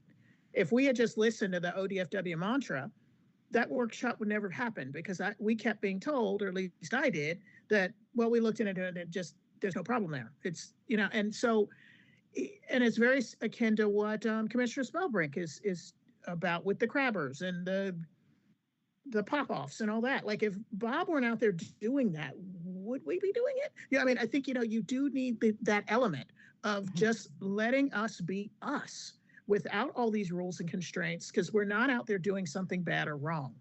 So it's like how, and you're right, it is a tightrope. Like, how do you walk that tightrope, making sure we don't do something that's, inappropriate or ethics violation or whatever, or right. expensive or, whatever. But I mean, I think it can seem really constricting to people who know the game and are just trying to be the connectors that we are charged to be. Like, it's like you can't have it both ways. You can't be controlling and then let us be a connector. It don't work. So how do you do that? Right. And you can't let us be connectors, but like, oh, well, we have no budget for you to go out and do anything. Well, then how do we do that? Like, we kind of keep having this speaking out of both sides of your mouth thing. And that's what I'm saying is what, in terms of what's missing, that's what we're completely missing. And that is like the biggest conflict of probably all the boards and commissions that you're dealing with right now is just that juxtaposition. Mm-hmm. Mm-hmm. Great. Good. All right. Thank you for that. And I am hearing from numbers of you that something up front that says why we're doing this and what it is, right? Some purpose statement up front about what this might be will be helpful. And, directly to Commissioner Labhart's of, what's the problem that's trying to be solved by this exercise at all? Addressing that somehow. So, got it. Chair Wall. Thank you, Commissioner King. Chair Wall. Thank you. And I'm going to come at this slightly differently than others have, but I think it's the same set of points. The first one I would mention is if we do nothing but define what is official, that would be sort of a great box to check. What actually is official business? And I think that hits what everybody's talking about. It drove me to look at this again and again and again and try to figure out how to take this 6 pages and really look at it, and drove me to let's identify what's required. That's probably a half page. And then what are best practices and how do we go about it? That's different and that is going to take some discussion because we need to know what Director Colbert needs to run the agency, and we need to know what the GNRO needs to run their stuff. And then what does that mean for us? So I think it's going to take some discussion, and that's why this list is important to look at. I think it's also critical for us to figure out different words, but the same issue that keeps coming up, how to listen to the public, how to be out in the public, how to make that fair, and how to hear from each other, because we don't have very many chances to hear from each other. And I think that was part of the reason everybody was so high after the meeting that was at the 4-H area, because we actually got to talk to each other and hear from each other. So it was great. I mean, at the end of the day, we're trying to figure out how to be a successful statewide commission supporting the mission of this agency. And there are it's a different set of information that you need. If this were my first commission, we've talked about that before, but it's a different set of information, and people have different experiences that they're coming from for these things. But we have a public role, and some of these items on this list are for how do we be good at our public role and embrace our public role, bring in these perspectives, go get these perspectives. And then if I could just mention a couple of these that are here. One of the things I've heard from a bunch of commissioners is, how do I identify, some real specific things. How do I identify if I want to have a possible different motion than is recommended, or can we at least think about that? Another one is we delegate a lot to the director, and we do some appointments to represent the commission in different places, but especially the things that we delegate, I think that we have a responsibility to take a look at those and see if, now and then we have to at least look back at those and not just to, send them over and never look at them again. Similarly, that's why I have heard from several people an interest in talking about the temporary rules, and are we paying enough attention to what gets called a temporary rule or an emergency or not. And that's just something we should look at. The next one, the director evaluation process, is different, and it's an important piece than the commission evaluation. And I think it's worth a discussion of, and I'm glad you have it on one of the slides, the commission evaluation, because we get a form every year that says fill these out and tell what, evaluate yourselves in that process.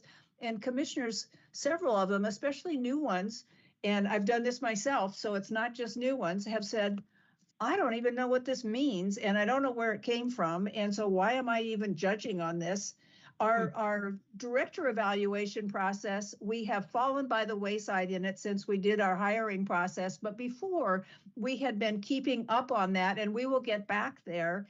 And that also then refers me to one of the things that was always part of that process, because it was a priority for this commission, was the all Oregonians, serving all Oregonians. So it does, these things do tie back to each other. The public meetings, hybrid or in person, I think that's just a discussion that we should hear from each other on, because different people have different views on this, and we've not actually just had a quick conversation about it. So hopefully that's part of our April or May or whenever. We do not have subcommittees very often, but we have done that in the past. It's been very effective when we've done it, or it's been very eye-opening. And so it was one of the things that a lot of commissions do. We don't. Just a couple others that I wanted to mention. One is tribal issues and how we relate to the tribe. I know that that's coming up in October, so we don't have to maybe have that be part of this. But we've heard such different things about how we should respond and relate to tribes, and sometimes completely opposite things. One is, I know we were told at one point you shouldn't even be talking to the tribes, and at the same time we're hearing from some of the tribes, we're mad at you because you have not communicated back with us. Talking to us. So yeah, it's worth at least talking about within our group and get better at that. And I know that's coming up, that the agency is doing a lot of work on it, and it's coming up in October. And then just two other sort of how do we run the meetings. One of them is how am I as a commissioner supposed to raise issues? And we've heard, from a couple commissioners, one was today we got back to, and there was another one from last meeting. How do I actually raise those? Do we get a subcommittee and have those issues come? Right now they come to the chair, the vice chair, and the director as a subcommittee of sorts. And the other one is, the commissioners that sit through these meetings for hours probably have a lot to say about how to run these meetings, and it would be good to just have a chance for them to voice those things and say, if you would quit doing this or if you would start doing that, I would be appreciative of that or whatever. Anyway, I think it's worth talking about. And I really hear what the commissioners are saying about the language, but I think the language in the policy would change how it lands with us if we separated the parts. And then it would be clear that we're trying to identify inform us about what's required. Yes. And then we talk about how we get there with best practices. So I hope that answers the questions but that's where these are coming from. That's what we need to talk about among ourselves to really get good at this. Great. Okay. All right. Okay. Commissioner Hatfield-Hyde, now that I look up from my note taking, I see your hand, your tiny hand. But you are muted, so go ahead and take yourself off mute before you keep talking. Sorry, my hand has not been working all day. It just told me that my hand was already up and I took it down. So I don't know what my hand's been doing all day. Okay. It's there now. Did you mean it to be? Okay. Now I don't want it there, but I don't know what's happening. What I want to say is when we go, if we could just briefly go back to the slide that has the travel policy. I just want to because we're adding a lot of things to our list. Keep going. Oh, no, that's it. This one? That's this it. Is it. No, you were right. She was right. She was right. Sorry. That's it wasn't, it needed, like Commissioner King, it needed a little car on there or something. So I know I'm on the right page. Nice idea. So I think that this is where we have some conflict, because it gets into some of the issues Commissioner Labhart was talking about, Commissioner King was talking about. This actually makes it really clear to me, which is that, it says, is attendance part of a commission meeting, tour, or hosted event? That's required. Is attendance part of representing the commission on a board or subcommittee, like OCRF or the audit committee? That's required, official. Is attendance part of a non-agency or commission event, conference, dinner, or other activity? And that is when chair or director determine necessary and official. And then below it says, when it's not in our official capacity, then we can go, but be aware of perception of your presence and be clear that you're not acting in official capacity. I think where we have quite a bit of conflict is right here. And I think it's because in the dark green box or the box just above this whole conversation around when chair or director determine it's necessary and official. Mm-hmm. And I think that what's not happening on this commission at the moment is this shift. Like, when I think there has been a shift here that could really allow commissioners to feel like they're having the freedom that they want, but it's like it's also a planned freedom as it relates to expenses. So in August, we did this survey and we said, hey, commissioners, each of you commissioners, what is absolutely the most important thing to you? Because we have finite resources to send everybody everywhere doing everything. What is most important to you? And then we tried to funnel those into our 3 focal areas, which are climate change resiliency, represent all Oregonians, and landscape scale restoration. That's what we came up with out of that process. Mm-hmm. And those became, as a commission, as a body, the focal areas for us for this year.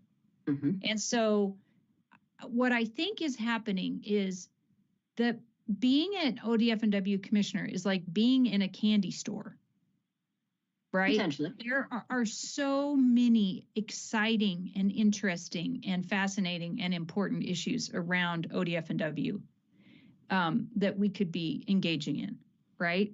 That we feel like we need to know about, or we need to be interacting with the public about, or we need to be.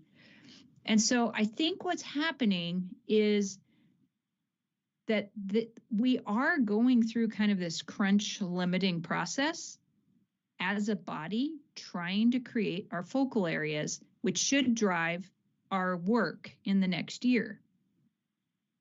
And I think what's hard is people are feeling like they're not getting the full freedom of the full opportunities that are out there. So I just want to flag that, because there's a few ways of going about that. There's either open the candy store to the extent that we can, go everywhere, be interested in everything, do everything, or come together as a body and be really deliberate about what we're going to focus our limited resources, limited travel budget, limited staff time on, and get really deliberate about that, which I think, I can go both ways, right? I like the full candy store, but is that really getting us where we want to be? And it makes me think that when we go through that exercise again in August, everybody needs to be like, no, my number one thing is, Commissioner King's really brought tire dust to our attention. Mm-hmm. And I think she brought it up in her survey in August. I'm not sure, but I think that's where it first came. What did we do? We had a presentation on that and learned about it. And hopefully we were paying attention to that need. I hope I'm not just saying too much here, but I feel like all of these things are flowing into one another. The other issue that's been floating around out there is WAFWA and attending WAFWA. All the commissioners got to pretty much go to WAFWA last year because it was in Oregon, basically. In your backyard. And there was funding to do that. And then we have commissioners that maybe have more time to do more things, which is great. If they have more time to do more things, that's great. But there's also an equity issue that says just because you don't have more time to go for 5 days to WAFWA, you should still have an opportunity to go to things that are really important and aligned with our values as a commission based on our priority areas. You know, maybe it's not WAFWA, but maybe we find ways that a commissioner is able to attend something that's important and aligned with our values, you know, instead of going to WAFWA or whatever, right? But so all I can say is I think there's a continuum going on here where actually, really, we do have to sort of limit how long we get to be in the candy store. Like we can't just run around in the candy store grabbing candies off all day long and then, you know, making that be our most important thing, right? At least not under this budget constraint, right? I mean, there may be other times in the history when it was different, but right now you're not there. So I feel like we're having, and I feel like that, I just want to say that that's part of the tension. I think that's part of the tension that's going on here. And I get it because I also want to be everywhere doing all of it, you know? And I don't think we can do that. I think that's part of what feels like such a crunch that's happening right now. And it feels yucky and awful, and it creates some conflict. So, yeah, there's a certain amount of you got to go, you know, there's the mother may I, right? You know, some people may read that, you know, when the chair and director determine necessary and official, right? That does put everyone in an awkward situation as commissioners, and at the same time there's got to be some thinking through of what together, and I, you know, I love the way you said that, Commissioner Hatfield-Hyde, about, you know, the annual focal areas. Now you have a sense of how those might be used, right? And how those might be guiding what you're doing. Are they really the ones that you want? And how do you then also meet individual needs of commissioners, desires of commissioners, such as the tire dust and its effect on fish? I mean, is there a way to fit that under your focal areas and get the presentations of what it is that's important to folks that are here? You know, one of the things we know about any kind of committee activity, committee and volunteer committee activity is what I wanted to say, is, you know, trying to meet people where they are as much as possible and providing opportunities that they find to be interesting and engaging in a way that also meets the overall mission of the organization, whatever it is really important to do. So I think, you know, all of you now starting to see how is this stuff working. That would be one thing I might suggest today, is that as opposed to saying in April and May, we're going to adopt a policy, what if you start with some sort of guidance for the next 6 months and then come back and say, what's working, what's not? What do we want to put down as a policy? How do we want to address these things later so that we are making sure we are meeting the needs of all of you, because they're different. And at the same time, being true to that overall mission of both the agency, the requirements of DAS, of DOJ, and then the expectations from the governor's office of what you all are doing together. So, and I do have one other point on this, Donna, is that when you look at those first two things on here, the first two arrow points. Yes. This is miserable because we have to remember this. I've never wanted to be a county commissioner because a lot of your time you have to just figure out what we're going to charge for dump fees this year.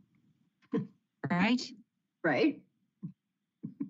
Well, I don't want to say that our commission business is boring, but some of it is not that compelling, right? For you. For you, it might be compelling for others. Well, it might be really compelling for some people to go deep into, some little tiny thing. But some of it is like doing the laundry. Some of it is just doing the laundry. So we have to balance this idea that we have this commission of volunteers that somehow got confirmed by the Oregon Senate and decided to volunteer their time, and keeping them interested, keeping them engaged, keeping them feeling like they're reaching out to the public can talk to them. We have a lot of good, transparency about what we're doing, but we also enjoy it, right? And we feel like it's good. So it can't all be dump fees, No. And I think that there's just got to be like, this is that continuum we're on.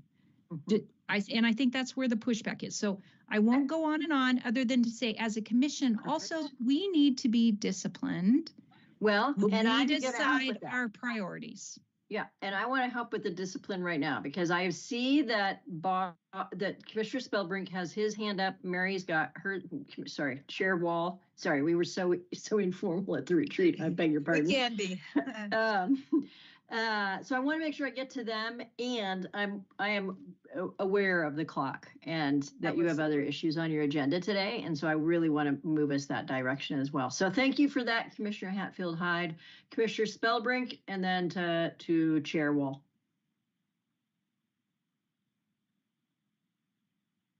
Oh, we can't hear you yet. There you go. Now I know. I finally got all the right boxes clicked there. Anyway, and just I appreciate this, and Donna, if we can have this conversation later, cut me off, because I know we are short on time and we can talk about it later. But I just was going to give an example. On our Tillamook Commission meeting last spring or whenever it was, when the meeting was over, we're only a few miles from the Trask hatchery up there, and I looked around commissioners and I asked DHH, as I call her, Becky Hatfield-Hyde, and LPK. Anyway, I asked them both if they were interested in going up and looking at the hatchery, and we did. And I thought it was super productive. I think it was really cool. I mean, I've been around fishing hatcheries and all that stuff, rivers all my life, but you always learn something, which we did there. But, we showed up there, and the hatchery manager was there doing some weed eating, and he put the weed eater down, and he comes and talks to us, and, we told him who we were, and then right away he drops everything. And now he's over showing us through the hatchery and doing all, which was really cool. And I think it was really good for us all.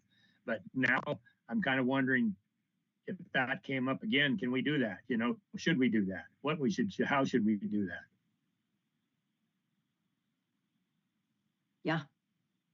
Yeah, it's a great example. Thank you for that. People are smiling and looking like, yes, we want to go do some of these things.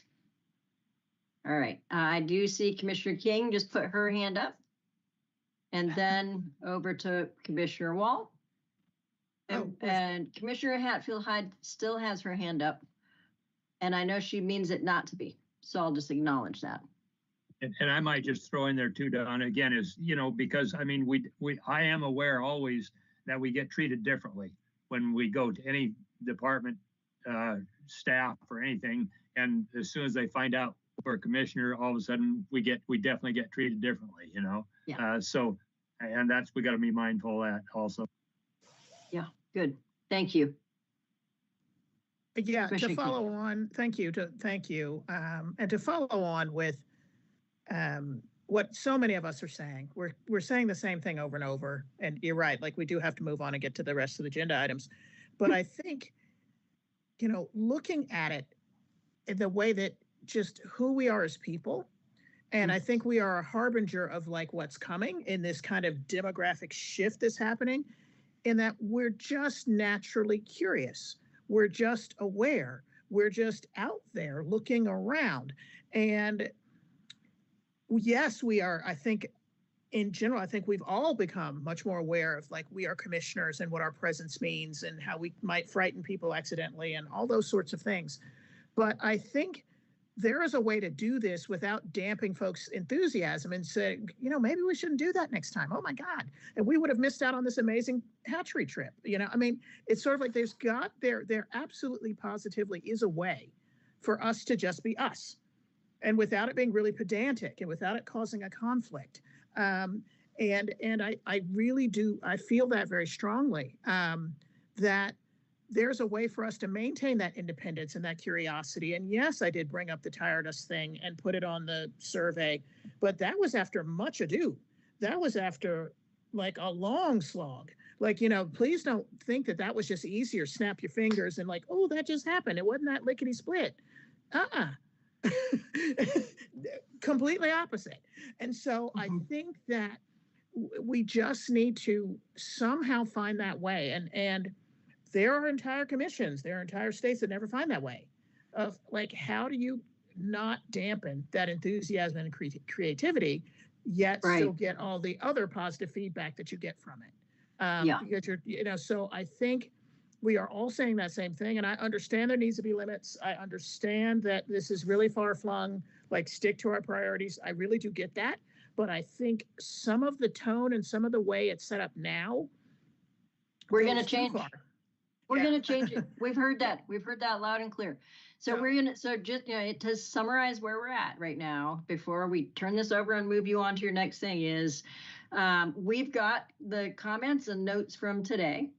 We will be going back and looking at the current iteration, the current draft for discussion purposes only.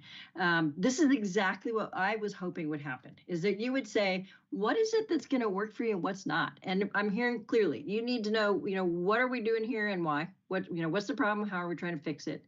What does this document do? To make clear what are the things that are just specific for you all as commissioners, right? There's some aspirations that you all express to one another, and I'm going to take you in your mind's picture eye back to the trillium.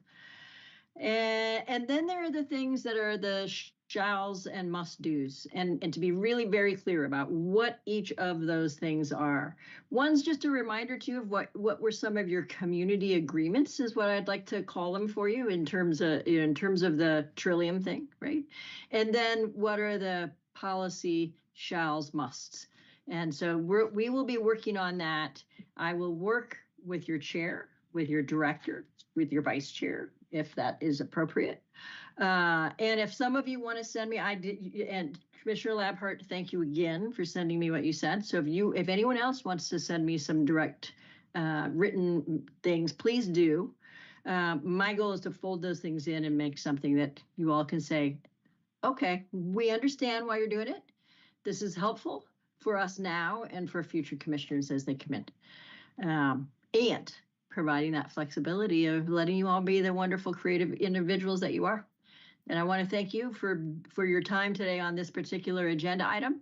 Thank you for the time that you spent in January and all of this. We're going to keep going forward and do consider that idea of, perhaps not looking to adopt something sooner, but put something into a trial run and have an adoption later. That might be one way that would meet individual needs, and we can make sure that it meets the needs of those pressure points that have been pressuring you all to do some of this. Okay. All right. Thank you very much, Chair Wall. I'm going to pass this back to you to wrap this baby up. Thank you. And that was all my hand was up for before, was just to, if we could go back to wrap it up and go back to the regular meeting. I think there's some incredibly important stuff that was said here today that we need to figure out a way to capture. And that'll be our next job. And if it takes us more than a month, it takes us more than a month, and we'll figure out when to talk again so that we really incorporate what we heard today. There was a lot of stuff said today that we need to pay attention to. So a lot of meat yes. In this candy store. Yeah. So maybe we could then, commissioners, with your indulgence, go to the next one. I know that we probably need a break soon, but maybe we could do one of these items and then go to break, if that's okay. And we can have Michelle get us out of this. Thank you, Michelle, for driving the bus here. And Director Colbert, are the staff ready for Exhibit C? Thank you, Donna, for getting us through that. You're welcome. Thank you Thanks, all Donna. for being real and candid and telling me what it is that you want and don't want. So really appreciate that. Take care. Look at that. Howard's already here and ready. So Commissioners, we'll do Exhibit C, take a 5-minute break and do the other 3 if we can. So Howard, thank you for waiting. And we're ready now to go to Exhibit C, state non-landowning or managing agencies in the Southern Resident Orca conversation. Okay, can everybody see that slide all right? Yes. Okay, good afternoon, Chair Wall, Vice Chair Hatfield-Hyde, Commissioners, Director Colbert. For the record, my name is Howard Takata. I'm the Southern Resident Orca Conservation Coordinator, and with me are John North, the Assistant Administrator for Marine and Columbia River Programs, and Mike Brown, who's the Marine Mammal Program Leader. And today we'll be asking the Commission to approve a list of state non-landowning or managing agencies that can play a role in Southern Resident Orca conservation.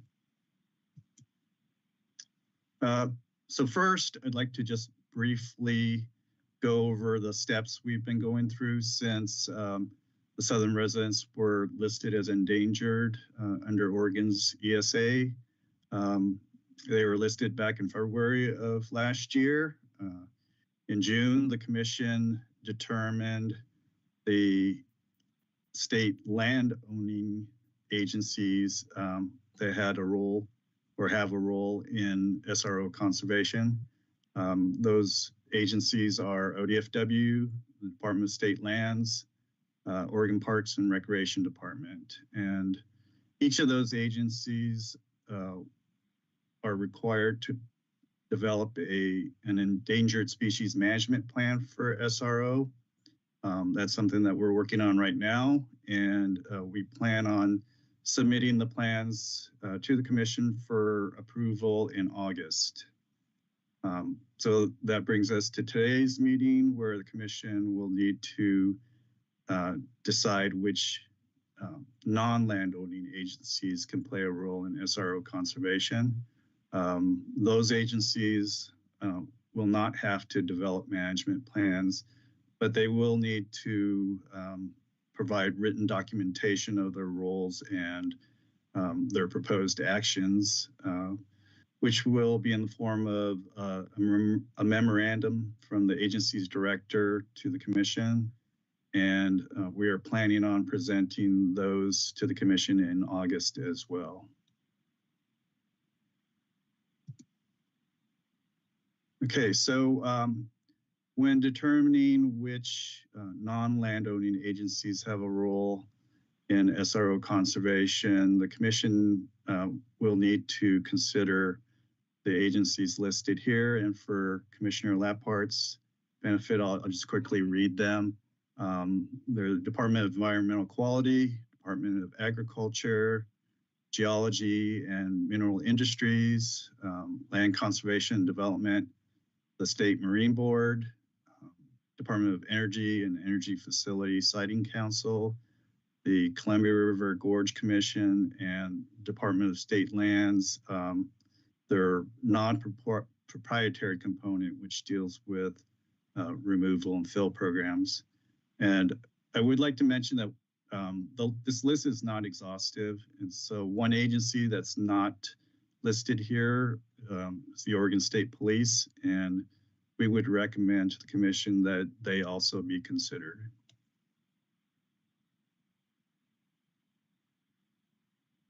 So we looked at all of those agencies and their responsibilities and programs and how they might relate to the needs of the Southern residents, especially in terms of addressing the key threats to the population, which are lack of prey, noise and vessel disturbance, and environmental contaminants.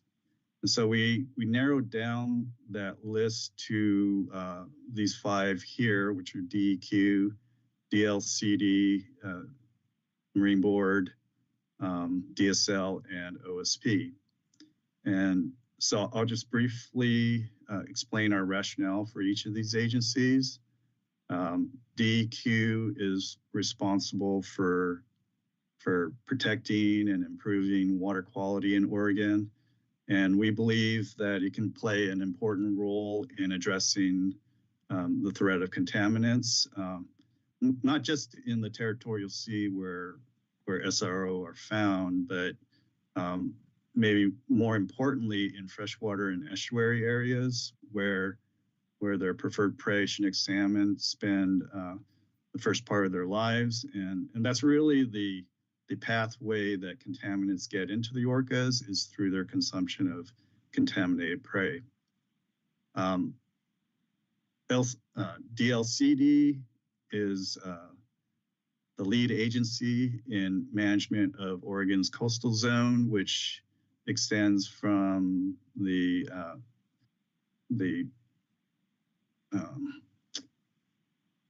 peak, I guess, of the Coast Range out to the 3-mile mark in the territorial sea. And so they're a lead player, a key player in planning and review of projects in the territorial sea, which could potentially produce noise that creates disturbance for the southern residents.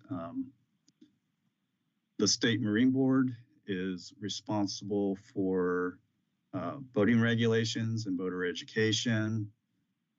We feel that they can play a key role in helping to, improve awareness of the current federal viewing guidelines for whales and orcas, which is 300 yards between vessels and the animal. And if a new state regulation were ever implemented, the State Marine Board would be the agency responsible for that.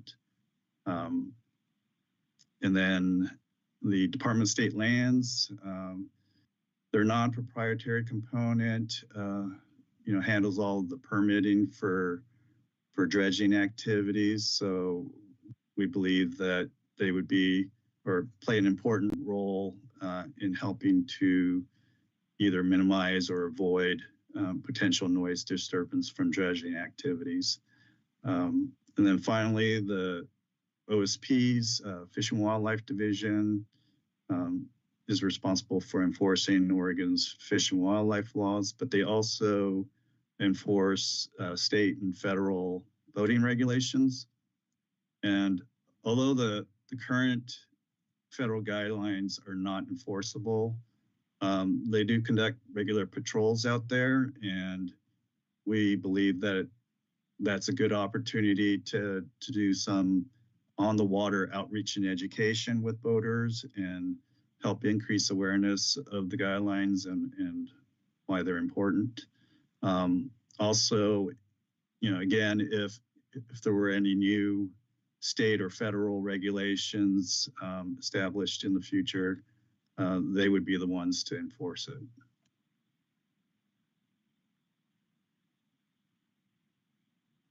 So the choices today for the commission are to either approve the list of agencies developed by staff, or to modify the list by either removing or adding agencies. And the staff recommendation would be to approve the list that was developed by staff. And with that, I'd be happy to answer any questions. Thank you, Howard. I don't see questions yet, but I bet there will be some in just a minute. But I remember how thorough and informative your first report was, and you seem to have hit the bar again. So thank you for this. Commissioners, are there questions? While they're thinking just a bit more, Howard, in case they come up, will you talk just for a minute about on DFCD, and I think you already covered this, but I want to just hear it again or a little bit more. If in terms of energy siting, energy facility siting, which is a huge issue on land and in the ocean as well, can you just talk about how that fits here? Sure, Chair Wall. So DLCD works very closely with OPAC, the Oregon Ocean Planning Advisory Council. Right. And so, projects associated with marine energy would fall under their OPAC's purview. And I have sat in on a couple of the OPAC meetings, and so occasionally there are marine energy issues that have come up. But since everything's kind of preliminary, offshore wind's been kind of put on hold, and right. Wave energy is still kind of in the research and development phase. So, there hasn't been a need yet to do any kind of extensive review. But because DLCD basically is kind of like the administrative arm for OPAC, and so they have a lot of they have the ability to kind of make sure that things that need to be brought to OPAC's attention are brought to their attention. And I see, in the future, because projects before didn't really look at things through the lens of Southern resident orcas, because, if it didn't have a federal nexus, there was no need to. But now that they're state listed, I think DLCD could play an important role in ensuring that the needs of the Southern residents are taken into consideration. And that will happen, just to follow up on this, because I think that's a key point, and it helps a lot. Your description helps a lot. Because they're on this list, and because this listing has happened, then if there is a siting, a facility siting, the Orca would be part of that discussion and would be a consideration, right? That's correct. And it wouldn't just be DLCD, because right. DSL, they under the Territorial Sea Plan, they're the lead agency for any kind of marine energy development on state land out there. And so through the Joint Agency Review Team, they would also be looking at it through an Orca lens, I guess. And so, and they work with OPAC as well on these things. So, okay. Yeah. Thank you. Other commissioner questions? If not, because we get to hear this again in August and get the plans back, and hear also from the original effort that Howard brought to us a few months before that. Is there a motion on this one? I move to determine that DEQ, DLCD, OSMB, DSL, and OSP can play a role in the conservation of SRO, Southern Resident Orcas. Staff is directed to prepare, on behalf of the Commission, a letter for signature by Chair Wall to notify these agencies of the Commission's determination. I'll second.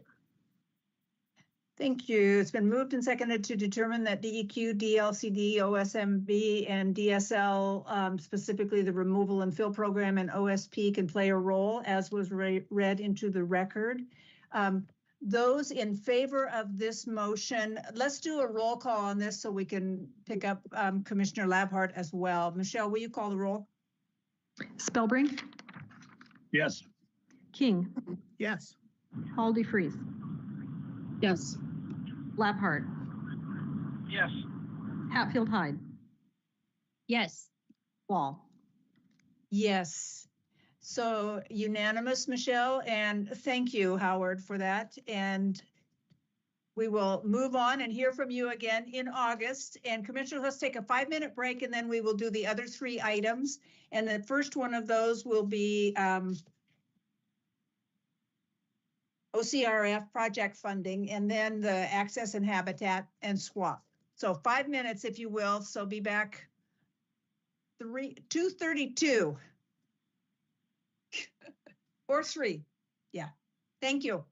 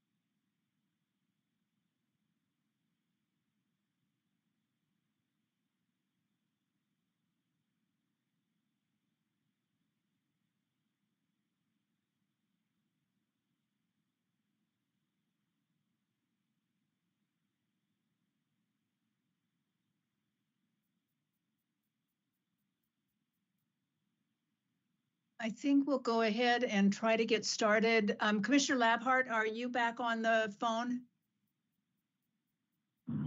Yes, I'm back. Thank you. Thank you. Commissioner Hatfield Hyde, are you close by? And Dr. King?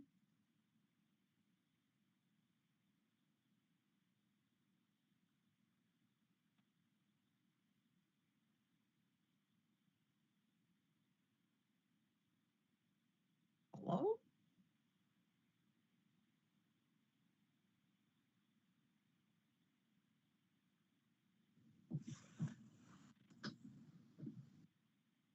I bet that the Vice Chair Hatfield Hyde will be back in just a second. So I think we'll go ahead and get started. And to Jessica Watson and to Reva Gilman, thank you very much for hanging with us all day to be here for this one.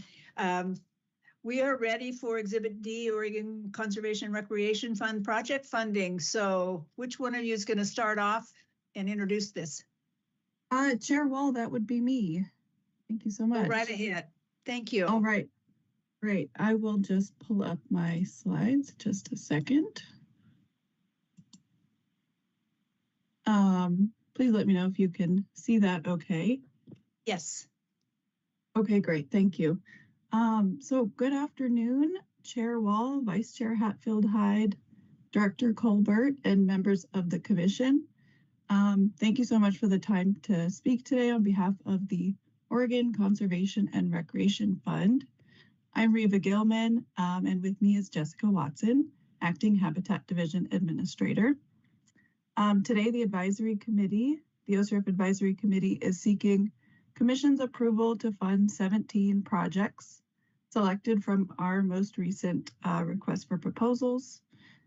Just a little bit of background on the program. OCRF was created in 2019 within ODFW as a way for Oregonians to support a broad range of conservation and outdoor recreation efforts throughout the state. OCRF received drought package funding in 2022 as well as 2023. And since then, the request for proposals have focused on projects that are going to address an aspect of impacts of drought on the state, as well as fulfilling the broad OCRF mission and goals. So the advisory committee, in each round, they seek to make diverse expenditures. And for this competitive round of funding, OCRF received a total of 52 project proposals. Projects are reviewed and scored using established criteria, which is attachment 4 in the packet. And each project proposal was reviewed by technical reviewers from ODFW staff and OCRF advisory committee members. Now I'll just go into a little bit more depth on the recommended projects.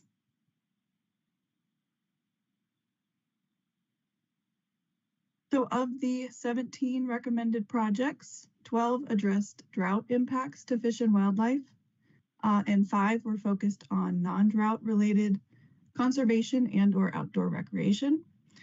These projects represent a diverse portfolio and they encompass almost all ecoregions of Oregon. They're diverse in their taxonomy, representation of program priorities, and partner engagement. They also engage underserved groups who haven't traditionally participated in conservation issues or outdoor recreation in the past. I'd just like to highlight a few projects from this round that should have high impacts on drought for the state, including the Madrone Ridge project. It's going to be protecting biodiversity and the drinking water of Ashland, Oregon. And that's going to be led by Western Rivers Conservancy. There's also an Oregon State University project monitoring at-risk amphibians in floodplain systems. There was also strategic focus on outdoor equity projects, ones that provide access to the outdoors to underrepresented groups. Here's just a few that OCRF is proud to fund in this round. The Bring It Outside Wonders of Our Watershed project by Hike It Baby, also known as Outgrown, and a river access project led by Adventures Without Limits. In your commission packet is also attachment 3, summarizing all of the project abstracts that we received. And attachment 2 in your packet lists the 17 projects recommended for funding from this round. Staff recommendation is to approve the selected projects totaling $1,027,519 as recommended by the Conservation and Recreation Advisory Committee. With the funding of these projects, OCRF will continue to promote science-focused conservation and research, as well as outdoor equity and access. I'd like to thank all of you for your time, and of course the OCRF Advisory Committee and chairs for their continued dedication to the program. And with that, we are happy to answer any of your questions. Thank you. Commissioners, questions? Commissioner Labhart. Thank you. I'd just like to emphasize what Rita said about we had 52 projects submitted, 52, and we were only able to fund 17 with $1 million. So that tells you how much strong support the program has. I'd really like to also thank the advisory committee for their hard work in reviewing those applications. They do yeoman's effort in whittling those 52 projects down to the top 17. So I just want to give them a shout out. And then also, Rita, could you just quickly let the commission know about the $5 million bond that will be sold in April and crossings, just so the commission's aware of that. Thanks. Thank you, Commissioner. Yeah, sure. Thank you, Commissioner Labhart. I'll just add that talked about was the $5 million in lottery revenue bonds for wildlife crossing projects that is slated to be sold next month. And so $5 million will be coming to OCRF for wildlife crossing projects. It's worth also noting that this is round 8 and a lot, this has just been an amazing program, I think. I have a question about if you had a pie chart, there's so many, now there are so many priorities, if you will. It's hard to keep track of where the money is overall going in terms of swap species actions, urban conservation, the beaver actions. Could you just, if there's anything you can say in general about where the money is, what that pie chart looks like, that would be helpful. Yeah, Chair Wall, thanks for the question. And just to confirm, this is about this round of projects, round 8, kind of in general, where this money is going towards. Did I get that right? Yes. Okay. So I can kind of say in general for I have some summary stats on this round of projects in that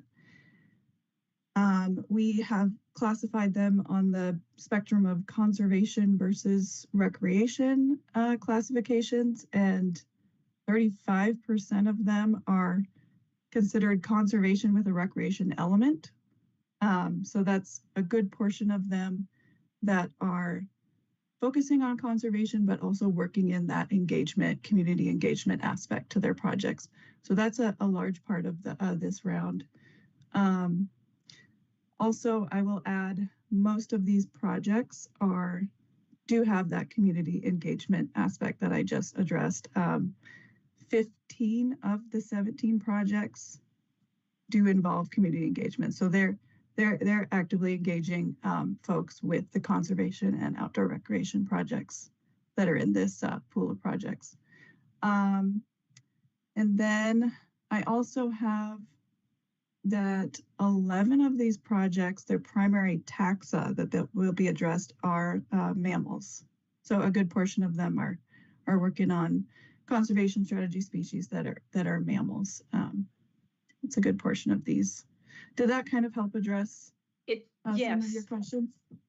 It did. And by the way, the workshop we had last month also did a lot to give us depth on these and who is getting the projects and what kind of work they're doing. It was an eye opener to say the least. So thank you for that too.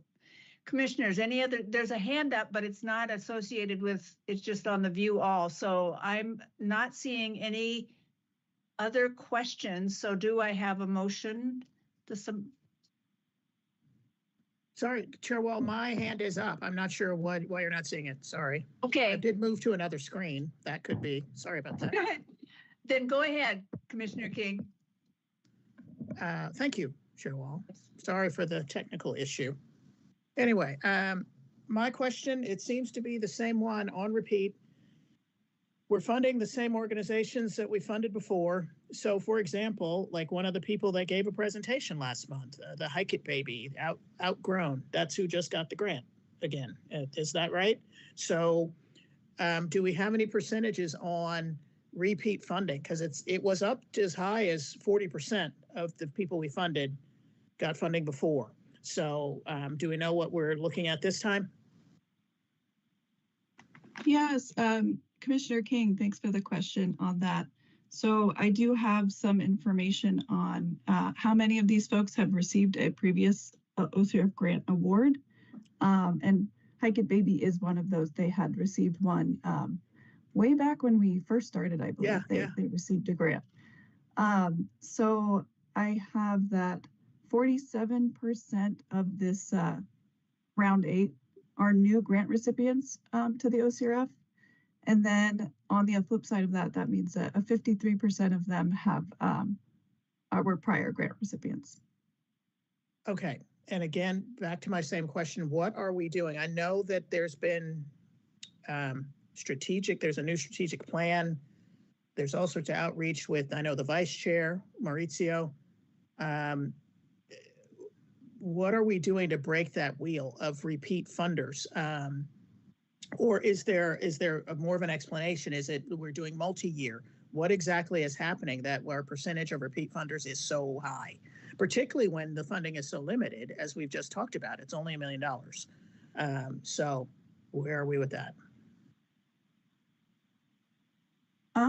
So we are, I think it's a great question, Commissioner King, and we are advertising our request for proposals through news releases and through our OCRF channels, and we are also doing communications planning where we're trying to increase that outreach to new and diverse applicants. And I see that Jessica Watson has her hand raised, so I will let her continue answering this question. Go ahead, Jessica. Thank you, Chair Wall, Vice Chair Hatfield-Hyde. Thank you, Commissioner King, for the question.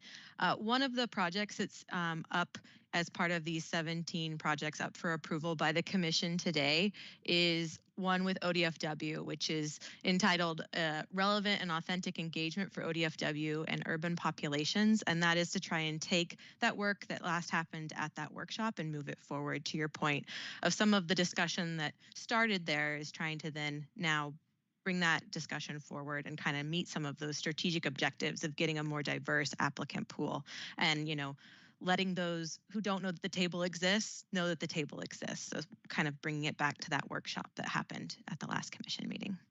Right. And so from that, you'll be getting some specifics like, you know, putting up flyers at the church, that kind of thing. I mean, like it harkens back to the poster that I made that sort of got derailed because of a turtle. That was what I was talking about. Like you need things that you can put up in a community center. You need things that can be on the door of a church, things that are outside of our usual channels. And if you're working with Maurizio on this, because I remember reading that one through his consultancy, here's hoping that's what you'll be doing and talking about. Yes, thanks, Commissioner King. And just as a follow-up, we're also working with communications consultant right now to make sure that we are developing those types of products that can be posted in multiple locations. Great. And I think also it speaks to maybe, and again, a part of the outreach as we're getting there and building on this. And again, I know it's only $1 million. And what I guess one of the big pushes is to get OCRF more money because there are so many, like 52 applied and you only could fund 17. And so many of the epic misses that hopefully we stay engaged with are people like the Umatilla tribe and their culturally appropriate hunter's ed, or that incredible coloring book that was going to be a joint thing between us and I think it was state lands or parks or whatever, about like the most important parks and all that sort of things, the things that like we just simply can't afford, but that would have some amazing outreach. But you know, again, we're limited, but we're also funding people we already funded before.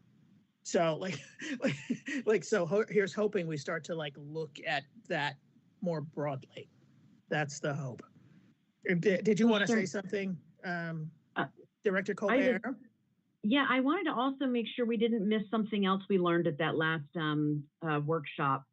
All of those ideas that Jessica and Reva responded to and that you just mentioned, but then there were some other tracks that we heard from folks at that workshop, including things like liability insurance requirements for the state. And so I just wanted to mention that we also participate in the environmental justice task force with the state. And so we took some of those pieces of feedback and we are pushing them into other avenues that might be better poised to address those barriers to participation. So I just wanted to mention that because it's another route that we're working on. Great. Thank you. Commissioner Hatfield-Hyde. I just want to quickly say that I just love OCRF and I want to thank staff for bringing us a presentation today. And it really is exciting and cool. And I do wish we had millions of dollars to give away to everyone and reach farther and deeper and wider. But I'm really thankful for the work we are doing. And that's it. That's all I have to say. Thank you. Then could we get a motion on this one, commissioners?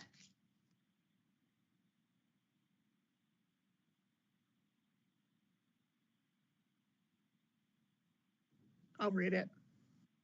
Go ahead.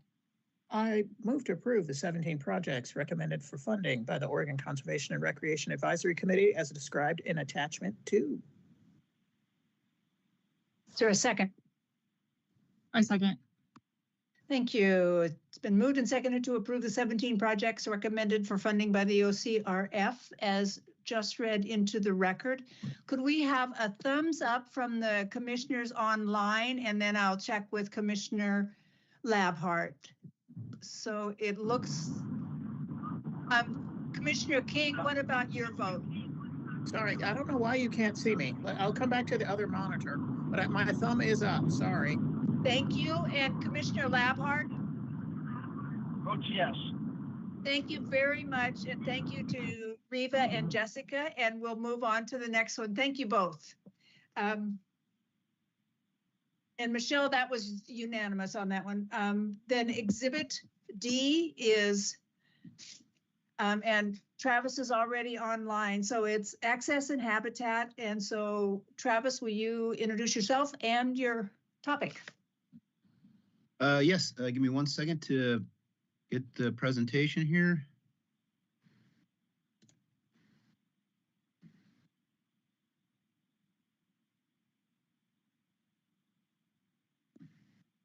Okay.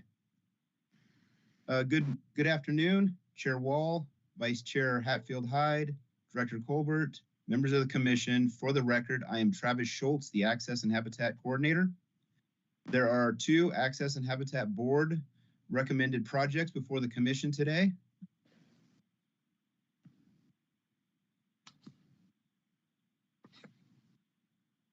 The OSP enforcement project provides dedicated enforcement to landowners in the provides dedicated enforcement for landowners who provide access in the A&H funded travel management areas. The project is A&H's largest contract, attributing roughly 36% of A&H annual biennium budget, but it also provides roughly 57% of our access acres. The Lynn County Forest Deputy assists the Lynn County Forest Protection Association with funding a sheriff's deputy to provide dedicated enforcement of association properties. The Protection Association provides access for A&H funding for that position. Staff recommend approving the funding for the both A&H board recommended projects. And with that, I will stop sharing and answer any questions that you may have. Thank you, Travis. Commissioners, any questions? We're going to let Travis off easy on this one, huh? If not, could I have a motion, if you will, please? Yes. I will make a Oh, motion. go ahead, somebody else. Sorry, Bob. I finally found my paper with my motion on it. I'll do one. I move to approve the 2 projects recommended for funding by the Access and Habitat Board. Second. Thank you. It's been moved and seconded to approve the 2 projects recommended for funding by the Access and Habitat Board. Those in favor online, could you do a thumbs up, please? And Commissioner Labhart, your vote? Yes. And Yes. Commissioner King, because I can't yet see you, your vote? Yes. Thank you. It's unanimous in favor. Thank you very much, Travis, for waiting and for your work on these. It's great to have you. Before we go to the last item, I want to ask one question to the director. We had a potential executive session. Do we still need that or not? Chair Wall, yes, we were thinking that we could finish up the director's report with a quick update on the SWAP revision process, and then finish with a very quick executive session on a legal matter. Thank you. So commissioners, don't go away as soon as the SWAP one is over. So Director Colbert on the SWAP. Looks like Bernadette's here. And commissioners, again, I just want to note that you'll see that we kind of split up the director's report today. And that was in response to kind of trying to front road some of your heavier duty conversations. And leaving things like updates toward the end of the day. So just wanted to point that out and hand it off to Bernadette Graham-Hudson, our Wildlife Division Administrator, and she's got some other folks here. So I'll hand it to you, Bernadette. Thank you, Director Colbert. Good afternoon, Chair Wall, Vice Chair Hatfield-Hyde, members of the Commission. Director Colbert, I'm Bernadette Graham-Hudson, the Wildlife Division Administrator with the department. And I'm really excited to join my colleagues today to share an update on our revision process for our State Wildlife Action Plan, or our SWAP. The SWAP is a really high priority for the department. It guides our coordinated and focused actions to help species at risk in Oregon. It identifies priorities across all of our divisions. That includes Fish Division, Habitat Division, and Wildlife Division. But perhaps more importantly, it's a really important tool to help anyone interested in conservation around the state focus their efforts on species, habitats, and actions that will have the most benefit. So you'll hear today about how we've identified places where we've been really successful with our previous versions of the SWAP, and also places we could do better, and then how we're addressing those in our revision process. I'm especially proud of the technical review process that we have underway right now. The engagement we've had at all of our outreach meetings has been really impressive, and it's clear how important the SWAP is to our partners. And we really look forward to improving it based on their feedback. I'm also really excited about the upcoming public outreach that we're going to start in the next month. Our goal here is to really, notes coming up all over my screen, sorry. Our goal here with the public outreach is to really help those in Oregon engage in the SWAP and improve their general understanding of conservation efforts in Oregon, and make sure the tools in the SWAP are useful to them for doing that. One of the things that we talked about, I have just come from attending the North American and AWFA conference in Kentucky this week, and a big topic of the conversation there was how to really engage the public better in the SWAPs across the country. So This is a hot topic right now, and I'm excited to get into some of that public outreach effort. So we're hopeful in that to have some new creative ideas on how to reach people, and possibly with some additional suggestions from you all today on what you think would be useful, as you were kind of discussing with the OCRF in the last topic. We're hoping we can expand the reach of Oregon's State Wildlife Action Plan. So with that, I'll hand it off to Emily and Carolyn, who can provide an update on our progress with this revision. Thank you, Bernadette. Chair Wall, Vice Chair Hatfield-Hyde, Director Colbert, members of the Commission, good afternoon. My name is Carolyn Eckridge, and I am the State Wildlife Action Plan Coordinator. Today, we are excited to take this opportunity to share with you our progress on the revision of Oregon's SWAP. First, I wanted to set the stage with a brief overview of the status of biodiversity on a global scale, and then how that relates to biodiversity in Oregon. At this moment, species are going extinct faster than any time in human history. The figures shown here show the percent of species globally and diverse taxonomic groups that are at risk in red, based on the 2024 IUCN Red List of Threatened Species. While these are global figures, in Oregon, the pattern does hold. A recent report by NatureServe ranked Oregon as the 5th highest state in percent of at-risk animals in the US. Species at risk include over half of our 32 amphibian species, which is worse than the global trend, approximately 10% of our bird species, and nearly 20% of our reptile species. These losses are alarming, and facing these challenges is daunting, and we need a way to inform how we effectively and efficiently use our limited resources to make the best conservation decisions. And for that, we look to our State Wildlife Action Plan. Our State Wildlife Action Plan is our mechanism to provide the information needed to guide and prioritize this work. The goals of the SWAP are to maintain healthy fish and wildlife populations by maintaining and restoring functioning habitats, preventing declines of at-risk species, and reversing declines in these resources where possible. The SWAP emphasizes proactively conserving declining species and habitats to reduce the possibility of future federal or state listings. It is not a regulatory document, but instead presents issues, opportunities, and recommended voluntary actions that will improve the efficiency and effectiveness of conservation in Oregon. The existing plan is a valuable and foundational document to guide conservation in Oregon, but there are several reasons why we are taking the opportunity to revise our SWAP. We want to incorporate new science, data, tools, and resources. A lot has changed over the past 10 years. We've also learned a lot, both about conservation of fish and wildlife resources and their habitats, and how to do that better. We want to make sure tools are usable for our partners and public so that we can be effective at implementation of conservation actions. These tools and resources also enhance our ability to communicate conservation goals across the state, so it is imperative that they remain relevant. The U.S. Fish and Wildlife Service also requires each U.S. state and territory receiving state wildlife grants to have a state wildlife action plan and update that plan every 10 years. These grants are a major funding source for conservation in Oregon. We have several goals for the SWAP revision. As I said, a lot has changed.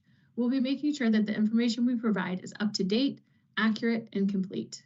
We also want to create a comprehensive picture of the current challenges and opportunities for conservation and what we anticipate for the future. Climate change is a major influence on our species and habitats, and we have been exploring ways to incorporate this more fully into our SWAP revision. And we want to update available resources and tools. By doing this, we ensure that we can all execute projects and take actions that will directly benefit all of Oregon's natural resources. I want to spend some time walking through the entire timeline of the revision to review some key elements of the process. The red, orange, yellow section of the timeline, representing 2023 and 2024, outlines what we have done since the revision process began.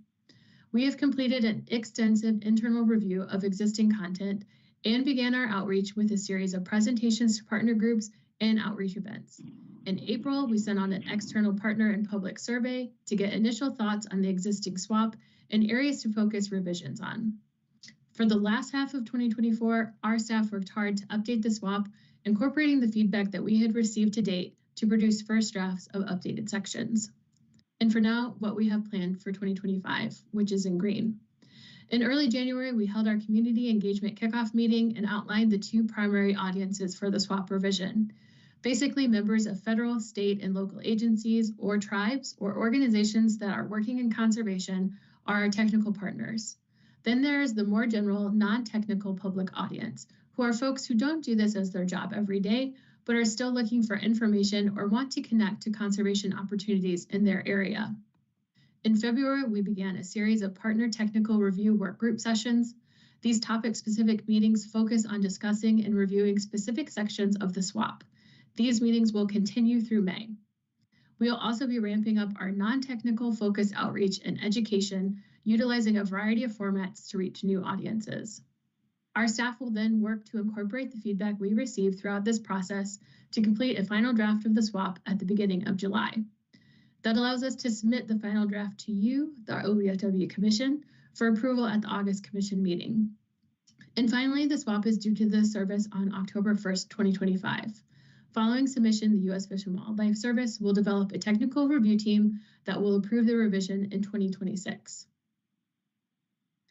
Broad public participation is an essential element of developing and implementing the SWAP. One of our goals with public outreach is to raise the general awareness of Oregon SWAP as the key mechanism by which we understand the species at risk and how to protect them. We want to offer tools and resources that will enable people to take advantage of existing opportunities to act. And to do that, we need to make sure that these tools are accessible. The intent of this outreach is to connect with audiences we do not typically address. We want the plan to welcome and inspire all of those who want to roll up their sleeves and do conservation work with us. Feedback from this audience can be particularly helpful as it may enhance the way we are able to reach more communities with conservation projects beyond the revision period and into the future.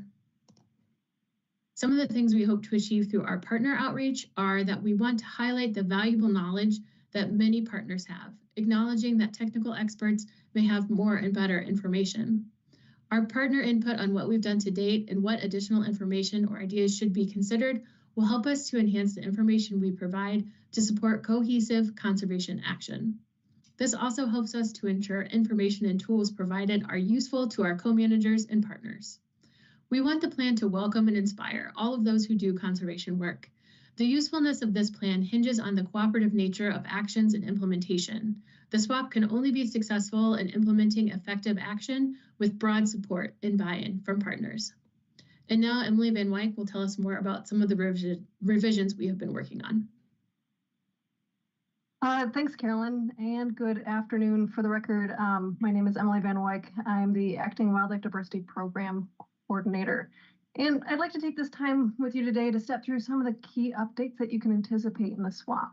And I'm going to do my best to keep this high level. So there's a lot more information in the slides that we've moved to the end of our presentation to save some time today, as we really wanted to make sure that you have the complete framework of what changes to expect at your fingertips. And in recognition that we're last on the agenda today, I built this slide to be scalable based on what time that we have available, which I am very glad I did because we are scaling it today.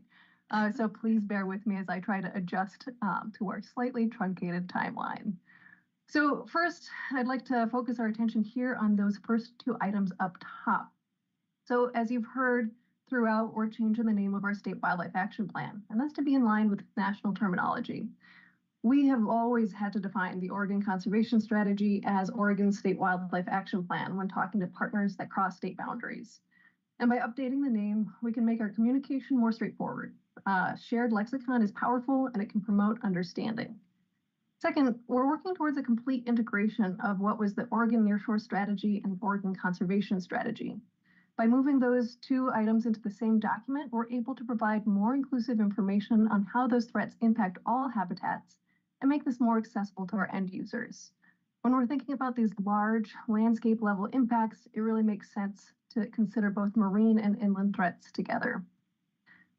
Another major update is to our KCIs. So for this revision, we've added pollution as a new key conservation issue. So in previous versions, we acknowledged pollution in different locations, but we didn't comprehensively provide detail on how that impacts the conservation of fish, wildlife, and their habitats. And so that's one big oversight we're really excited to be able to address here. We're also working on completing an overhaul on our conservation toolbox. So the Conservation Toolbox offers information and resources to support implementation, had the lowest scores for usefulness in our external survey in early 2024. And because of this, we're working with our partners to completely restructure the toolbox with the goal of empowering more Oregonians to be able to take voluntary conservation actions and making information more accessible. These last two bullets I'll talk about in the next few slides, focusing really our updates on our species today. Can you go to the next one, Carol? So with that broad context, let's look a little bit more closely at our species. We have three broad categories of species included in the revised SWAP. Our species of greatest conservation need, or our SGCNs, are the species that we've identified as having imperiled conservation status, and are what we previously referred to as our strategy species. Again, this is getting us in line with our national terminology, and I've always had to double define them. And so I'm very excited. It'll help streamline things and make communication more straightforward. We also have our species of greatest information need, or our SGIN. And those are the species for which we just don't know enough about them to determine their status, but for one reason or another, we've had them flagged as being a potential conservation concern. Previously, these were our data gap species. And our third group is a catch-all for our additional focal species. These are the ones that are key to informing conservation actions in the state that don't really neatly fall into either of the previous two categories. And we can dig into what we're including there in just a moment. Next one, please, Carolyn. So in 2023, ODFW revised the criteria that we've used to determine if species met the definition of a species of greatest conservation need, again, our SGCNs, so that the same four criteria were applied to all taxonomic groups. And since we're trying to cover so much ground today, we're not going to dig into those criteria now, but we can refer back to the revision website for more information, or we can flag that as a place for more discussion if you'd like to hear more. Using those criteria, our staff assessed species for which we have statutory authority, and we reached out to external partners with expertise for the species that we don't work on. Overall, we assessed over 660 species of amphibians, birds, fish, reptiles, mammals, invertebrates, plants, and algae, a lot. And so far, a total of 76 species have been added. A large portion of those species I really want to point out here are invertebrates and plants, so ones that we don't have statutory authority for. And while we included those in earlier versions of our SWAP, we were able to be more inclusive of those taxonomic groups this round. And so I see that as a success that we're elevating the need for conservation of those groups.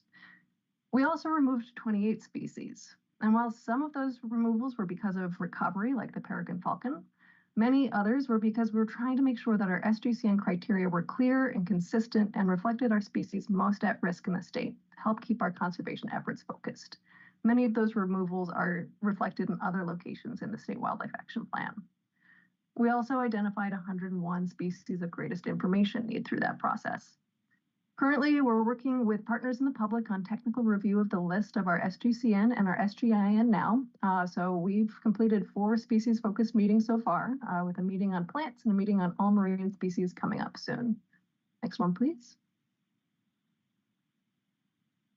So we've got a number of additional focal species that we provide information on in the SWAP, as I mentioned earlier. And these are the species that have secure populations that don't meet the criteria for an SGCN or an SGIN, but there's other reasons for us to focus conservation actions on those species. So these are things like the umbrella species that can help us inform where and how to restore habitats to benefit a wider group of species. Our habitat forming species, which may provide important habitat niches for our SGCN, and species that gather in large concentrations or common species in steep decline. And there are a number of other groups that we'd include there. To further describe what we mean here, we can talk a little bit more about American beaver as just one example. In recognition of the important role that they play in modifying habitats and benefiting other species, we've added spotlights in the relevant key habitats and the disruption to disturbance regime KCI on beaver and beaver modified habitat to highlight that key role that they play at the landscape scale. During the technical review process, we're asking our partners for help in refining the language that we use and enhancing information provided on beaver in those chapters. Next slide, please. All right, so we just skipped over a bunch of slides, but we can talk about those at any time that we'd like to. There's a lot of information here. We're talking about conservation of hundreds of species all across the state, and we could talk for days. So to get to our August commission meeting, we're currently deep in technical review, if we've mentioned here before, and that includes components of both public and partner outreach. Our next opportunities are next Tuesday with the launch of the Habitat Review Track and the continuation of our species focus tracks with a plant meeting next Friday. We're also ramping up our non-technical outreach. So we're really good at talking to the people who are already engaged in conservation, the people who already understand why to conserve, and they might be looking to learn more about how to do that. But to make a difference for all of these species at risk, we need to connect with the broad public. So as we move forward, our INE division is leading the charge to get more creative with how we reach out to those new audiences. Some of those brainstormed ideas include things like TED Talks or Science Nights, and even outreach at the basketball game next weekend to bring species like the Crater Lake newt into a more public spotlight. And this is in addition, of course, to our more traditional outreach efforts, including an upcoming virtual open house. One thing that I really want to stress here is that the non-technical outreach is only starting now, but to be effective, this needs to be a sustained effort beyond the submission of the SWAP this fall. This really can't be a one-off that we say, hey, look, we're revising the SWAP, see you in 10 years. And this is really our opportunity to open that door. So when we come back to you in August, it'll be with our final draft content that's gone through public review. And once we receive the stamp of approval from you guys, we'll move forward with formatting information for submission to the service in October for final approval in early 2026. And with that, we can take questions. Wow, that's a lot. Commissioners, questions? Vice Chair Hatfield-Hyde. First, I just have to say to Emily and Bernadette and Carolyn, thanks for the beautiful photos of species that you included in this presentation. Way to reach our heart. And I'm sure that's happening when you're rolling this out. And I hope we keep doing that. Like, let's entice people into the amazing conservation species we have in Oregon. I also want to say that I appreciate with your outreach that you're also focusing on one of our focal areas, which is trying to reach all Oregonians, reach more Oregonians, which is part of what we're trying to do as our standard business that's happening. And then I had one other thing on this. What was it? Losing my mind. Oh, I know what it was. It also wraps into, it fits really nicely with the beginning of the meeting where we were talking about the new fish tool, which I can't remember what we call it. This is kind of another tool, another way of looking at the landscape. And I'm really curious how we start to marry our outreach about fish and wildlife, our reaching all Oregonians, our landscape scale, and how it affects climate change. It feels like all of these things marry.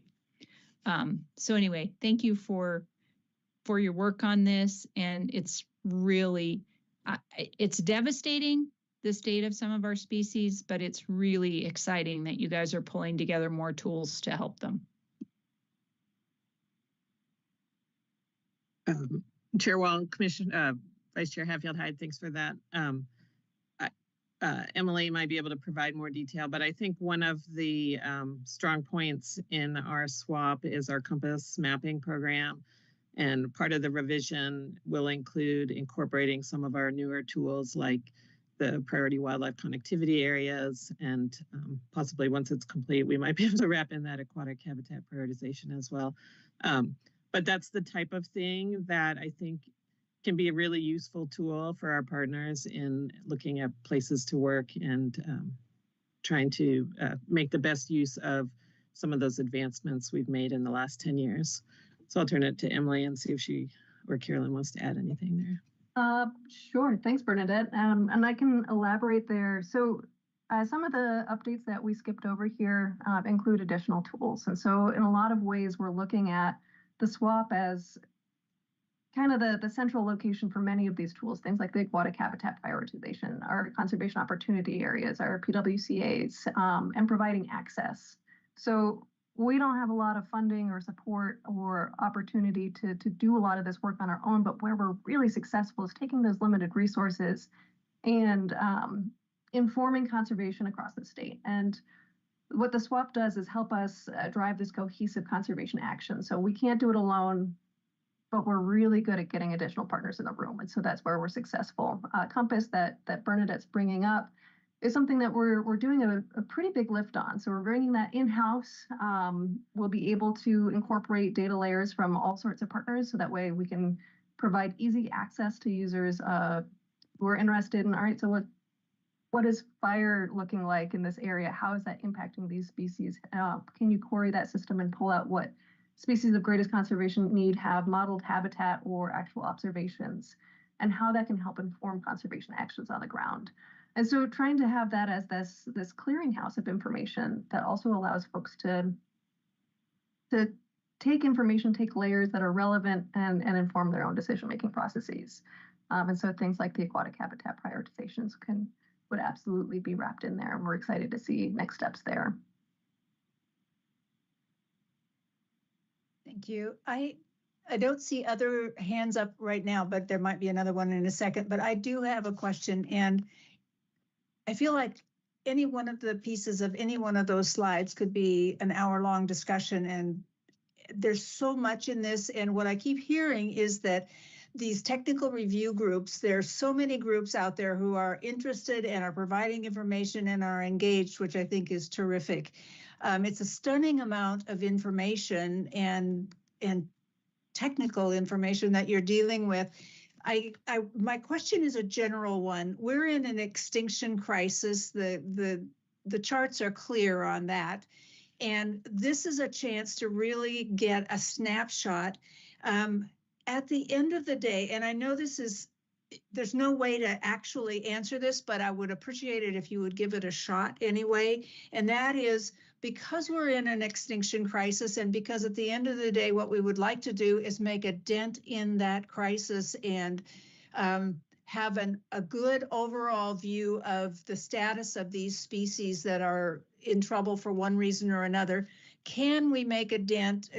Just could you comment at all on that? And especially, Emily, some of the things you were talking about, reaching all of these different people and looking at these kinds of questions. Maybe if you could just comment on what this does to enhance our ability to make a dent in the extinction crisis. Absolutely. So big challenging question, what we all do for a living. But I think the swap is a tool that can be really successful there. And in some ways, Oregon has been held up as a gold standard for our state wildlife action plan. And part of the reason there is that ours is web enabled. And so it's accessible. And so people use it. And so we see about 120,000 unique users to our website each year. And so that's where we see impact. When we think about the driver behind developing a state wildlife action plan, it's a condition of participation in the state wildlife grants program. And that's a good chunk of funding, but that's not the impact of our swap. The impact of our swap goes beyond that, because we're using that to inform OWEB grants, OCRF grants that you guys just approved. It's so much more than that, the way that this snowballs. And so by providing this high quality information, I do think we can make a dent. And by helping to provide prioritization tools so that way we can focus in those same areas with our partners, we can have those impacts. And I think it's important to retain that level of optimism and hope, because our goal here is to maintain healthy fish and wildlife populations. And while we are absolutely facing an extinction crisis, the little things that we can do, the more that we can provide access to information on what folks can do in their backyards, the more success that we can have. And so I think this is one of the tools that we have that is extremely successful there. Thank you for that, and for the emphasis that you're putting on engaging the broader public, on figuring out how to effectively engage that world, the whole world of our state. And it'll be interesting to see where that goes, and I appreciate it. Any other questions, commissioners? If not, I think that we will thank the three of you for a great presentation, a mountain of work. And then what we need to do is move out of our regular meeting, go into executive session, commissioners. So don't hang up, just move to a different one. And we'll do that now. So let's just go as quickly as we can to exec session. And Mary, can you read the script? Can you read the script? Yes. We need to read it again, huh? That means while you're looking for that. Yeah, while you're looking for that, I just want to thank Bernadette, Carolyn, and Emily for the work they're doing. This is a huge lift. And, you know, I do think that the swap is a way to move the needle, but the more that we can get more folks invested in caring about these species, you know, ideally that will help us to get more and more funding in strategic ways to move that needle. So I just really appreciate all of their work. Thank you. Well said. And then also, Chair Wall, clarification, are we moving back to the other room that we moved to for the earlier executive session? Yes, we will. Yes, we will. So we are adjourning the regular meeting for now, and we will come back into regular session to adjourn. The commission will meet in executive session to consider information or records that are exempt by law from public inspection and to consult with legal counsel concerning the legal rights and duties of a public body with regard to current litigation or litigation likely to be filed as authorized by ORS 192-660-2F and 2H. Representatives of the news media and designated staff shall be allowed to attend the executive session. They are specifically directed not to report on or otherwise disclose any of the deliberations or anything said about these subjects during the executive session, except to state the general subject of the session as previously announced. No decision will be made in executive session, and as I mentioned earlier, at the end of the session, we will return to open session, in this case, to adjourn our regular meeting. So if commissioners will go to the executive session on the forum Michelle gave us before. Thank you. Thank you, everyone, for staying with us all day, and we'll go to exec session. So Michelle, this is Mark. Should I just call your number again?